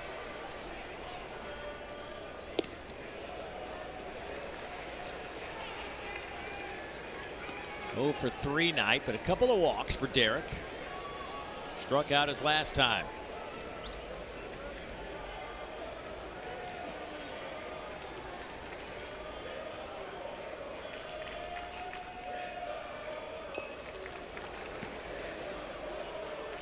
If LSU can hold on, they will host a super here against West Virginia out of the Big 12.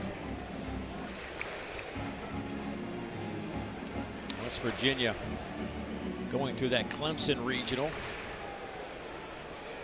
Yeah, a lot of people had picked West Virginia to come out of that regional. School record 44 wins this year.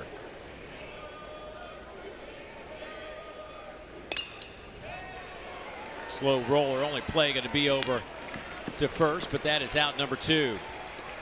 And we get to see Ethan Fry one more time tonight. I'm not sure the Trojans want to see him, but we're going to get to see him one more time. A home run, a single, 2 doubles, and a walk tonight. And he's going to pick up another walk, but they're not even going to pitch to him.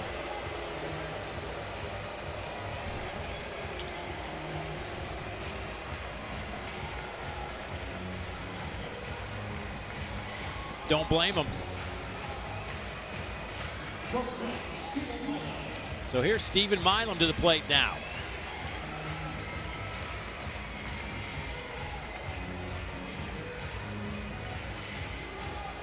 I'll be interested to see how Jay Johnson moving down the road, if LSU can hold on to this 4-run lead in the bottom of the 9th, what this lineup will look like if they do indeed play West Virginia next weekend.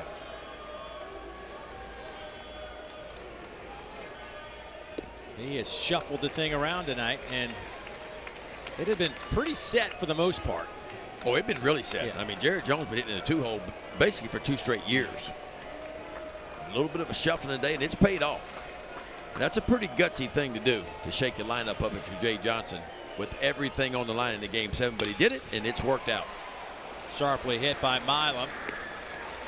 The right to Chaplin. So LSU adds a little comfort. 3 runs in the 9th. It's 10-6. Trojans trying to keep this postseason dream alive. It has been a marvelous run. This Little Rock program picked up their first ever NCAA tournament win this weekend and rolled right into this Game 7 of this Baton Rouge Regional after what was just a disappointing finish to the regular season, but they won the OVC tournament. 5 games in 4 days. And regardless of the outcome of this one, as Chris Curry, the head coach, said, this has been a life-changing weekend. Yeah, it has been fun to watch, to see a team that was just floundering. I mean, you lose 13 of your final 14 games.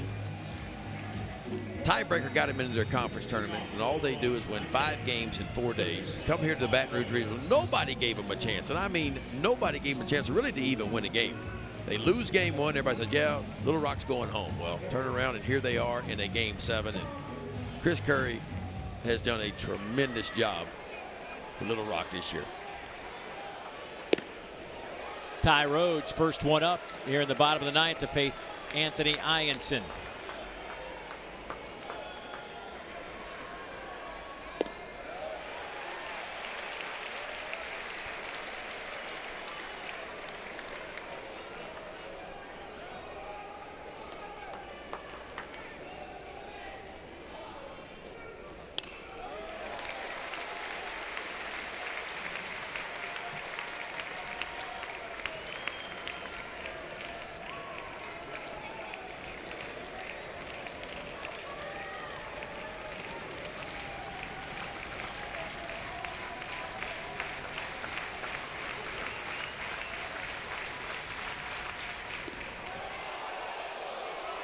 That just misses 2-2.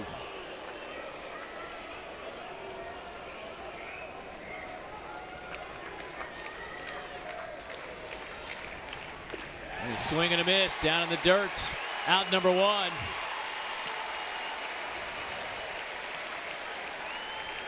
Anthony Ianson can spin that breaking ball.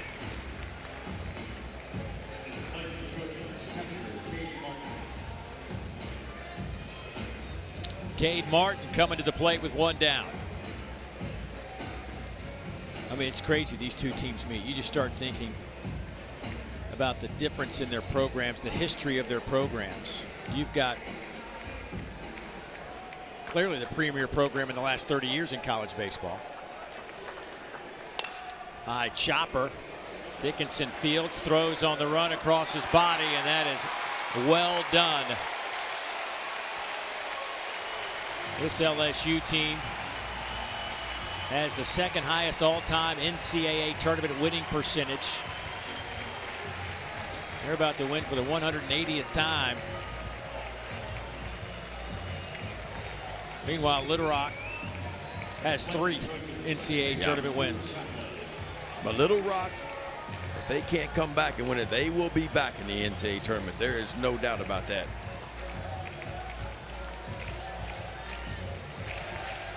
Cooper Chaplin.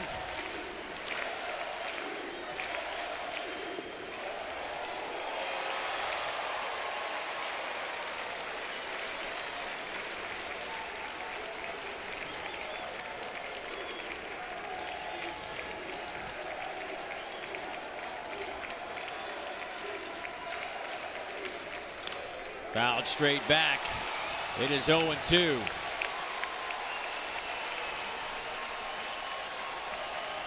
It has not been easy for LSU to get rid of the Trojans, but they have fought their way and are one strike away from moving to the Supers.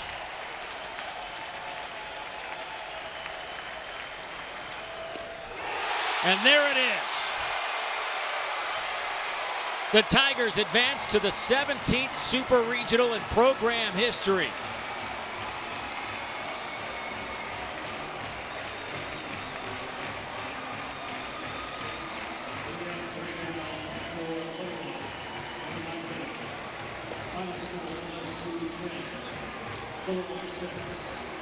LSU is the 2025 NCAA Baton Rouge Regional champion.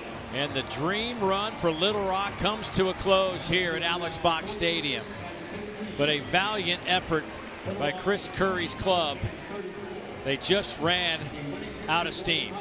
Yeah, that one extra game, a little bit short on pitching. And I tell you what, they gave LSU everything they could want. Got out early against LSU, got out to a big lead, but that LSU offense came back in a tremendous year for Little Rock.